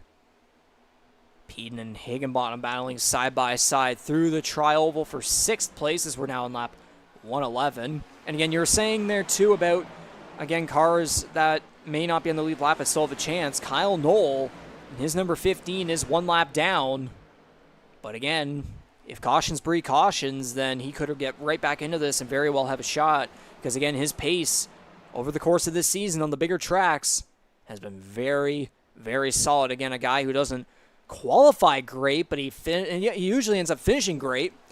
And then there's Dylan Baum and Matthew Patek. Well, yeah, Dylan Baum is 15 laps down and is still on the track, at least trying to gain some points. Meanwhile, Matthew Patek is still on pit road, 21 laps down. Mike Marini is 72 laps down, of course, being the one and only DNF so far in this race. Do wonder if Patek eventually might end up being another one, but we'll have to wait and see on that. As Ryan Gibbs and CD Magrum battle side by side here for what looks to be the 5th position. And at the line, I believe Magrum barely got him there for that spot. Meanwhile, up front, MacAulay leading the way. He's using the inside while Justin Belmonte uses the high side again. Belmonte has gotten good speed up there, but he's also gotten in the outside wall many times, and he's going to get a good run with that high line exit there off of turn 2. To the inside he goes. They swap lines here through turns 3 and 4. MacAulay and Belmonte, these two, again, we saw Daytona and Auto Club battling side by side, the two top drivers here in the headlines, beginning the 4th season of Canadian Motorsports Network NASCAR Series racing. Those two battling side by side here on lap 114 of 134. And I think Ty Higginbottom may have just had a moment there off of turn 2, getting loose. Belmonte's still trying to stay side by side. No, he won't anymore. MacAulay's going to take the lead back in the tri-oval. So how about that again for the guy who has led over 50 laps in this race? Again, wouldn't call it necessarily pure domination, but it has been a race indeed where he looked to be the dominator originally, but then after stage 1 had to deal with some repair fiascos, and you had to haul his way back through the field. And we remember that 4-wide situation through turns 3 and 4. Again, it could be a similar situation to Las Vegas where he makes the move of the race and goes en route to victory. But again, though, there's still plenty of time for this race to have things happen. Again, that's what we had happen at Talladega, where that green flag pit window went through, and we thought it might have been maybe only a 2-car battle for the win. And then CD Magrum caught up, and we all know it as it is. We got that good old classic Talladega finish where, of course, unfortunately the 17 wasn't involved in it. Rather, he was the victim of what caused it. So you go ahead with what you're going to say there before I unprofessionally interrupted you. Well, no, it's not even that at all. Don't even worry about that, because I just try to get my points in wherever I can. And the point that I was going to make is that it seems like Corbin MacAulay may have gotten wise to kind of the slingshot effect that Justin Belmonte kind of gets out of turns 1 and 2, especially. You saw him just kind of dart out of turn 2, especially to get right onto that back bumper at one point. But it seems like MacAulay, he's got a lot more room to work with, so it's not a full-on block, but he's able to position the car just right to be able to kind of mitigate the circumstance almost effectively, not just diving all the way down, but again, just getting himself in the right spots to, limit the effects, so to speak, as we see Belmonte trying to go high again. MacAulay answers, and yeah, you see Belmonte forced to try and find a line off the apron there that time. So again, I think this is turning into kind of a defensive workshop here. MacAulay not under much threat yet. And a bit of a moment back there for some car on the inside. It looks to be the 41 of Jose Mercado. Another driver having a loose moment coming off of turn 2. You can see a side-by-side battle here for 12th place between Andy Hurdle and Jason Butler. And it looks as though Scott Bailey closing in here for the lead, and now trying to get past Justin Belmonte for second, but he's not going to be able to squeeze in front of him on the back straightaway. He'll have to slide back in behind Belmonte and get back in third place. They're all staying on the high side. Looks as though Belmonte is going to scrape the wall there through turns 3 and 4, and that's going to give an advantage to Scott Bailey along the apron here through the tri-oval, and he's going to clear himself in front of Belmonte. And he's now going to go chasing after the number 17 of Corbin MacAulay. And as I was saying earlier, too, when I mentioned that ARCA wreck that I couldn't remember, at least driver-wise, it was Drew Dollar and Corey Heimbach. It was, in fact, last year in the Dutch Boy 150 ARCA Menard Series of Kansas. So if you're an ARCA watcher, then hopefully you may have a memory of that incident there. But, of course, right back on topic here, the gap between the lead and Bailey and Belmonte here, about 0.3 to 0.5 range, almost half a second. So again, Bailey and Belmonte very close there for second and third. MacAulay, on the other hand, just kind of, I would say, at least for now, he can maybe hold his breath. But again, having those two cars right behind you, and I thought I was hearing, oh yeah, there was a moment. It was CD Magram and Ty Higginbottom getting together there. Higginbottom in the grass. He's going to go spinning. And is that going to be a yellow? Not yet. Yeah, that's a couple of Tornado Alley boys from last year kind of getting together, and, a little bit premature for the donuts here in the grass for Higginbotham. Certainly not the intent here for our defending Earl Ross Cup champion, but is that a disconnection? That appears to be the end of his night. Well, I would assume he just called the tow truck right there. We're definitely going to have to see what just happened with him.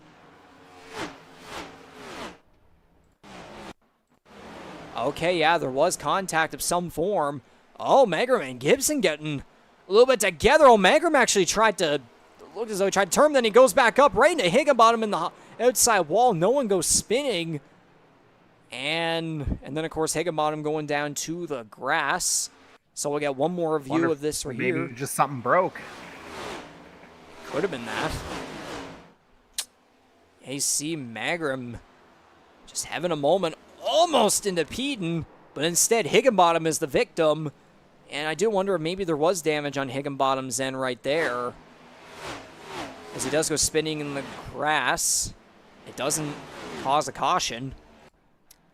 And now Magram on pit road. Higginbottom has remained in his pit stall here, now going for the tires. I would assume may have been going for the repairs. Still trying to stay in this one. Dylan Baum still staying in this race at 15 laps down. Kyle Knowles still also in this one in 14th at 1 lap down. And would you look at this, Belmonte falling back just a little bit there, but it's MacAulay and Bailey close together with 9 laps to go in the Holland Hurricanes 200. Yeah, and the thing is, again, you mentioned Corbin MacAulay having a little bit of room to breathe earlier. Belmonte and Bailey battling, alliteration aside, that gave MacAulay some opportunities to, again, not really worry about things as much as you see him just kind of blazing past Magram there as he rejoins the track. But anyway, just to get back to that point, the energy that would have been spent between Belmonte and Bailey battling for second place, again, that allowed MacAulay to breathe a little bit, as we see Ireland potentially trying to line up a move here for third. But indeed he is. Yeah, ultimately, all that benefited the 17th. Belmonte. So that gave him a little bit of time. Yeah, he's been consistently getting in the outside wall here, especially in turns 1 and 2. Might just be trying a little bit too hard, and definitely maybe some tire wear involved in there as well. But Belmonte drops back to 4th, is back here. Oh, trouble for Mercado! Oh! Hard in the inside wall. Yeah, that's a double for him now, as he just had an incident not too long ago either, which I believe that one triggered a caution. This one doesn't. Not yet, anyway. I'm definitely surprised about that one. Who else was in that one? I'm gonna have to go back here to that one because I think Magra might have been involved in something else here. Oh, he goes up and blocks Gibson. Oh, and then Peden has a bit of a moment, which causes Mercado to go into the inside wall. So, did we just see a case of... Are you thinking what I'm thinking? I mean, it seems purely reactionary to me there, quite honestly. Like, it seems like with the Mangrum block, they come down the track a little bit, and Peden suddenly runs out of room. That pushes Mercado down, and yeah, the 41 kind of a bystander in this, so to speak. And yeah, there's the kiss off that inside barrier. And yeah, at least he keeps it in the right direction this time around. But, a bit of a disastrous 10 to 15 laps here for the 41. Yeah, and that's definitely not going to be a good look for CD Magram there. Look at who is now in second place, making his way up after he was originally in fifth. It was around there. Jared Ireland is now in the battle for the win. Oh, man, and look at it seemed like he just exploded out of turn 4 there. He's going to be right up on the back of MacAulay here, potentially getting the inside line through 1 and 2, but ultimately slides in just for now. Really trying to use that high side there right behind MacAulay, about 0.2 behind, really trying to get the draft here down the back straight away. They're very close. Again, most of MacAulay's performances, there is a little bit of dominance in there, but he has had to battle his way to many of them as there's a little bit of contact there with 2 laps to go. Jared Ireland to the inside. He's not going to clear MacAulay just yet. He's going to use the middle. MacAulay on the high side. Ireland's going to clear MacAulay. I think he's got him now, Riggs. He might have him, but MacAulay on that high side again going to the middle. He might have the run. He's going to dive to the inside. Down the back straightaway, Scott Bailey is right there in case these two get together. MacAulay diving down low on the inside. Oh, contact! MacAulay's going to fall back. That's going to cause Bailey to catch up. White flag is out. Final lap here at Kansas for the rookie Jared Ireland. Man, oh man, just some edgier seat racing the last couple laps here. And as you see, Ireland with a bit of a gap, a little bit of touch off the wall for MacAulay. You see that gap just building up and up. Riggs, I think our winner may be wearing some Kansas-style red shoes here tonight. You take it from here. And the number 13 of Jared Ireland is going to take the checkered flag. He will win the Holland Hurricanes 200 at Kansas Speedway. That'll be his first career victory in the Canadian Motorsports Network NASCAR Series. That'll be 2 weeks in a row we get a first-time winner, Hunter Young at Talladega, and now we got Jared Ireland here at Kansas. How about that for the number 13? I say there is no place like home, Riggs. And Jared, he obviously took the first 2 stages as well, so a clean sweep for the 13 here tonight.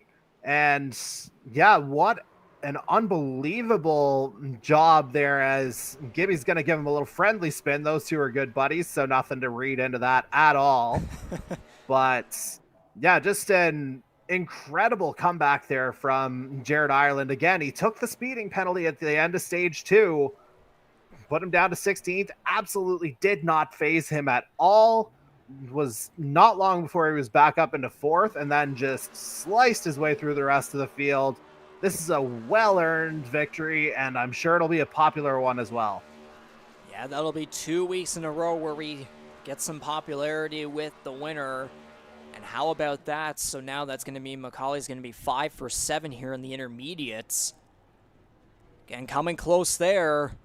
But man, the number 13, Boot Hill Chevrolet of Jared Ireland. incredible performance here late on to get all the way from the bottom of the top 5 to the top of the top 5 and battling Corbin MacAulay hard for the win. And then, of course, Scott Bailey and MacAulay getting together there down the back straightaway on that final lap. But I would definitely say, again, too, in real life, a lot of NASCAR fans have made it pretty clear that the real-life Spring Kansas race for the next gen in the Cup Series was by far the best race of the season, and I wonder if we may very well have just gotten the candidate for that even here for the Canadian Motorsports Network NASCAR Series 4th season. Yeah, I don't think there's any argument in that right now at all, because that was an absolutely fantastic finish. It was a well-contested finish as well, because obviously there's been a lot of other close finishes, but, those have had contact involved as you're coming to the line. This is just hard racing throughout. I would say, as deserving of a top 3 as you can imagine with the way things transpired over the course of the evening. Indeed so, and now with Jared Ireland there at the start-finish line, again, just celebrating his first victory here. We're going to take a look at the unofficial results here for the Holland Hurricanes 200 at Kansas Speedway, round 10 of 20. Jared Ireland, of course, taking the victory in the number 13 Chevrolet. He will become the 5th driver locked in the playoffs. Corbin MacAulay taking home 2nd place, leading many laps of course, but really just couldn't get the job done there at the end. He had to go through a lot more in this race, of course, again, leading a lot of that first stage, and then as the second stage rolled around, he had to haul his way back up after having to deal with 2 minutes of repairs, of course, and as he hauled his way back up, he was right up there, but then Jared Ireland just had the better speed there in the final couple laps. Number 88 of Scott Bailey continues his consistent run of top 10 finishes with the bottom of the podium there in 3rd place. Justin Belmonte's number 6 will come home in 4th despite many wall taps from him, of course. The number 23 Ryan Gibson will come home with a nice top 5 finish there. The number 33 of Jonathan Peden coming home 6th despite being involved in a couple of incidents earlier in the race, although most of them more so in the case of not him fully spinning around. There's the number 64 of Darcy Ford in 7th place. The number 36 of Michael Wolfer getting a very solid finish there of 8th place. The number 7 of Andy Hurdle finally able to kind of break his recent streak of bad luck with a 9th place finish. And how about that? The number 10 of Jason Butler is, I believe, according to my statistics, Jason Butler already actually got a top 10 back in Michigan, but I mean, hey, that's a second top 10 there for the number 10 of Jason Butler. I'll let you take the rest of the field away for us here from 11th to 19th here, Jordy. Yeah, and speaking of guys we didn't really talk about a whole lot over the evening, we go to Tom Janikowski coming home with an 11th place finish, which would be one of his better runs of this season, if not the best. And then series founder Dan Cudmore is the final driver to finish on the lead lap in 12th. Then you get into some of the drivers who incurred a couple of issues here tonight. Kyle Knoll finishing a lap down in 13th. Jose Mercado getting spun around a couple of times, a couple of incidents there in stage 3. He finished 14th, 2 laps down. Ditto with C.D. Magram in 15th. Then you get into the early retirements here in the form of Ty Higginbotham and Dylan Baum, who we didn't really talk about at the time, I don't believe. I know we were talking about him being involved in that great stage 2 finish. But yeah, ultimately it wasn't the threes night after starting on the front row. Then you get Matthew Paytack with an early retirement and Mike Marini rounding out the field with, again, it was a disqualification, if you recall, from a little bit earlier. Indeed it was. So that is the unofficial results here, sponsored by Kyle's Fried Chicken and Barbecue, Wing Snob, and Rampage Coffee Co. So with that, we will go to here in the commentary booth one last time here. I will try to get a post-race interview done with the winner here tonight, of course, being the number 13 of Jared Ireland. So now that round 10 of 20 here tonight, Jordy, at Kansas Speedway is complete, we are now officially halfway through the full season. We now have 3 races remaining in the regular season at North Wilkesboro, Texas, and Daytona. Jordy, what do you what goes through your mind when you hear those 3 names for the upcoming tracks, like this upcoming stretch that we have to end off this regular season for our first season on iRacing? Usually the color commentator is supposed to have a lot of words for this. I think of one word, and that is going to be chaos, because North Wilkesboro, we've never been at before, quite obviously, because it wasn't in the Heat Series, and it's only kind of making its way back over the last couple of years. Texas, I mean, everything's bigger in Texas, right? So things just get a lot more interesting down there. And then, you saw how things went at Talladega last week. How about another super speedway to end the regular season? Second visit to Daytona. Everything will be on the line at that point. And yeah, if we think drivers aren't giving any room now, oh boy, whenever final spots are up for grabs, especially for guys outside the top 16 going in, this is going to be probably the wildest kind of dash to the playoffs that we've had so far, to be quite honest. Oh, yeah, for sure. And again, you got to remember last season, too, Talladega was the regular season finale prior to the playoffs. So, again, it's just talking about guys, of course, like Mark Cox, Daniel Cudmore, Jonathan Warr, Mike Marini, and Jose Mercado. And I'll even bring up a guy, too, in Tom Janikowski as well, because, again, there are a lot of those names I just mentioned there. They are many points below the cut line, although we will find out after tonight, of course, what the point standings will look like. But just judging off what we will think they'll likely be and what they were heading into tonight's race. Of course, this upcoming stretch here could be perfect opportunities here for one of these drivers to take advantage of the win and in format, because again, North Wilkesboro, we have absolutely no clue how it's going to go, because again, it's that one and only short track that we're going to be running here for this season. We're going to be looking more into those on a full-time basis for next season, so it'll be quite interesting to find out, especially too being, of course, a throwback race where we're going to see everyone put in some throwback paint schemes, of course, and we've already, of course, Jordy, we've seen a lot of really, really cool retro looks here so far with a lot of our drivers. One thing right off the bat, my favorite driver, Jeff Gordon, is going to be, a Pepsi car is going to be on one driver in particular. I won't reveal that for the time being. It might even already be revealed on our page anyways, but I guess that's just one of the teasers there, of course. That is one of the teasers there, of course, and there will be many other reveals, of course, as these 2 weeks come on. But yes, of course, it is an off week because, Canada Day, and then there's the 4th of July, obviously. So it will be 2 weeks from now where July 11th, on that Tuesday, we will be going to North Wilkesboro Speedway for the NASCAR Throwback 150. Now, the thing is, this isn't the end just yet. Don't go away. I'm going to try and get an interview here with the winner of tonight's race, Jared Ireland. So this is it for Jordy Carraher, again, not in Alberta originally. He would be, but he's over here in Charlottetown, of course, for the time being. So, of course, Jordy Carraher, color commentator here since the very beginning. We thank you very much for your educational and very integral insight, as per usual. And we will see you in 2 weeks' time at North Wilkesboro. Yeah, 2 weeks, and I'll be back in my regular spot at that point. Indeed so. Of course, don't go away. We're going to try and get this interview here with Jared Ireland, so stay tuned.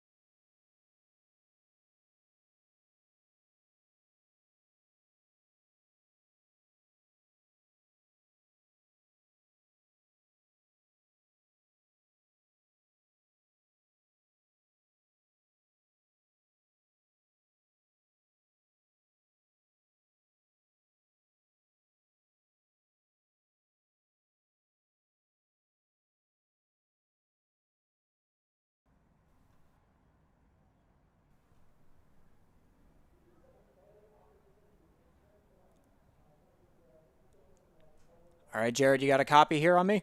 One more time? I got you. Alrighty then, folks, and welcome back. We are here with none other than the number 13, Jared Ireland, the winner here tonight at the Holland Hurricanes 200 at Kansas Speedway. Jared, your first career victory, man. How does it feel now? 2 weeks in a row, we got Hunter Young back at Talladega, and now here it's you at Kansas Speedway, beating none other than the fourth-year driver and a guy, again, who's been winning. He's won almost every single race here this season thus far, Corbin MacAulay. Jared, how does it finally feel to get that first win? Man, it feels so amazing. I've been grinding all year. I've had multiple weeks where I felt like I had a car that could have got it done, and made little mistakes here, little mistakes there, never had clean air to really show my true pace. And to come and show it tonight at my home track, nonetheless. I live literally 20 minutes away from the Speedway. It's so special. Just means so much to me and all my family and the guys.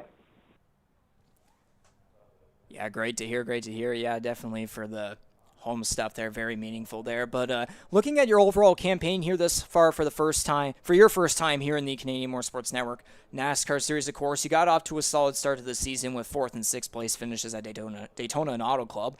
Las Vegas through Atlanta, not so much there. You did get some good qualifying results with 2 second-place qualifying results there at Vegas and Homestead. But now you've been on this stretch here now, including tonight, where 4 top 5s in a row, including the last 2 races here. Again, you finished a runner-up at Talladega, and now you got the win here at Kansas. So you've definitely been carrying on a lot of momentum here within the past couple of races here, especially at Talladega. And I can only imagine, too, it must take a bit of weight off your shoulders, especially after coming just short there at Talladega of all tracks where literally anyone could have won, and you fell that short. But now again, you're here in victory lane in Kansas, and you're locked into the playoffs too. Yeah, it means so much to be locked into the playoffs because now you can just let loose and go for the rest of the regular season and know that you can go to any track and just let it all hang out there.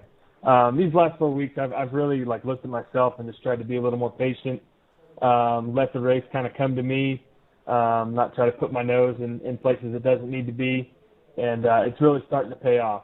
And I can see it with the guys around me that we're racing a little cleaner and they're racing me a little better, and so it just means the world. And I can't wait for the upcoming stretch. I think we're just now starting to get hot. For sure. And now can you quickly take us through your perspective of your overall performance here tonight? Yeah, absolutely. It first goes back to last night when we ran a practice race, and I knew last night, I figured out that high line early and quickly, and I knew going into tonight that I was going to be something if we had some runs, because I've always been a guy that could save some tires, and so all I was looking for all night was a long run. And when we got a long run in stage 1, I knew I was going to take 2 tires from the beginning, and I flew away with that stage. Stage 2, had a few things go right, and then hung on with the tires to take that stage. And then obviously I made a mistake speeding out of pit lane trying to beat Corbin going into stage 3, and then just stayed patient. And when we got a caution with 29, 28 to go, man, I was smiling because I knew if we went green, I had already shown earlier in the race that I could save tires pretty well. And I just got to, once I saw them start going off, I knew they'd come back. And I just got to make a hats off to Scott Bailey there with about 5 to go. He kind of saw me coming, knew I had a faster car, and let me go at Corbin, and the rest spoke for itself. So what a great race. I mean, just the pace was insane all night. And one question I do want to ask you about here is, knowing, again, this is your first season in the NASCAR Series, especially for our first one being on the iRacing service. Can you talk to us a little bit about your overall iRacing experience? Is this season your first time going on a quote-unquote full-time basis with this, or have you – what's your experience like on the service? Is there a lot before this season, or has this season really been kind of the kickoff? Yeah, I had that itch just like everyone else to get here, and I scratched that itch right after Thanksgiving last fall. So I didn't show up to iRacing until December, and I've been here for I guess it's June now, so 6-7 months, just playing here and playing there. I had Canadian experience from the past with the F1 All-Stars, and so I knew that when they announced the Cup schedule, it was something I wanted to do. And so, I've been on for about 6-7 months running endurance race, trying to get some guys together for the Spa 24 here in the next 3.5 weeks. And, man, just having a time of my life on this game. There's so much to it. Very awesome to hear, very awesome to hear, and we definitely saw something like that here tonight with this victory. And now, speaking of this victory here, of course, and now knowing that you are locked into the playoffs, what's your mindset going to be now moving forward? Now, there's only 3 races remaining in the regular season. You were able to luckily get that win right before the playoffs, so at least you have some time to relax and maybe gain some extra playoff points within this upcoming stretch, which, again, North Wilkesboro, Texas, Daytona, what a way to end out the regular season. It's going to be quite the stretch there. What's going to be your mindset now with this momentum, of course, in these, including tonight, these past 4 races with 4 top 5s in a row and, of course, the 2 podiums in a row? What's the mindset of yours going to be like in this final stretch and heading into the playoffs, especially now that you're, locked in and safe, but we're still getting close to that time where things are really going to kick up? Yeah, tonight I proved I can do it. This next stretch of tracks on the schedule, I'm super comfortable. North Wilkesboro, one of my favorite tracks on this game that I've raced on so far. I've always loved short tracks. I'm solid at just about every 1.5 miles, and Daytona's probably a crapshoot. But going into the playoffs, I mean, I proved I belong. I proved I can race with these guys week in and week out, and I imagine it's only going to get better. So going into the playoffs, it's game on. Head down and see if we can make it to Homestead. Alrighty, then one final question. How are you going to celebrate this one, man? I'm known to enjoy a good bourbon, so I'm probably going to take a Glencairn, pour my favorite whiskey, and enjoy a little whiskey on some ice here. And then pet the puppy dogs, and that'll probably be it for tonight. Great to hear, man. No, very well deserving here of you tonight. Congratulations on your first career victory in the Canadian Motorsports Network NASCAR Series. You are now locked in the playoffs, so that definitely will get some weight off your shoulders. So again, this final stretch is coming up. I'm sure you'll definitely be carrying on this momentum. And again, with you talking about North Wilkesboro and such, sure we'll see your passion come through there once again. So congratulations, celebrate well, and I suppose safely as well, too. We'll see you back again 2 weeks from now in North Wilkesboro. Go and get 'em, man. Thank you, buddy, and thanks for all you do. You guys are killing it. Stay after it, and y'all enjoy a good off week, and we'll see you in a couple weeks. For sure. 10-4, man. Congratulations, and thank you very much for the nice words there. That is all, buddy. All right, thanks. And with that, that officially does it here at Kansas Speedway for the Holland Hurricanes. 200, round 10 of 20, first season for the Canadian Motorsports Network NASCAR Series. That officially does it there for tonight's live broadcast here, live production of Canadian Motorsports Network action. We won't be back next week. It'll be an off week due to Canada Day, of course, and the 4th of July. So, of course, whether you're from Canada or whether you're in the United States, celebrate those days very well. You don't have to worry that we will have a production here for you guys next week. So enjoy the off week. We'll be back in 2 weeks for round 11 of 20. Again, this upcoming stretch of 3 races, North Wilkesboro, Texas, and Daytona coming right up mid to late July. You won't want to miss one bit of it, so we will see you for the NASCAR Throwback 150 at North Wilkesboro Speedway for our one and only short track race of Season 4, Tuesday, July 11th. We will see you then. We hope you enjoyed tonight's race at Kansas Speedway. Take care, and have a good one.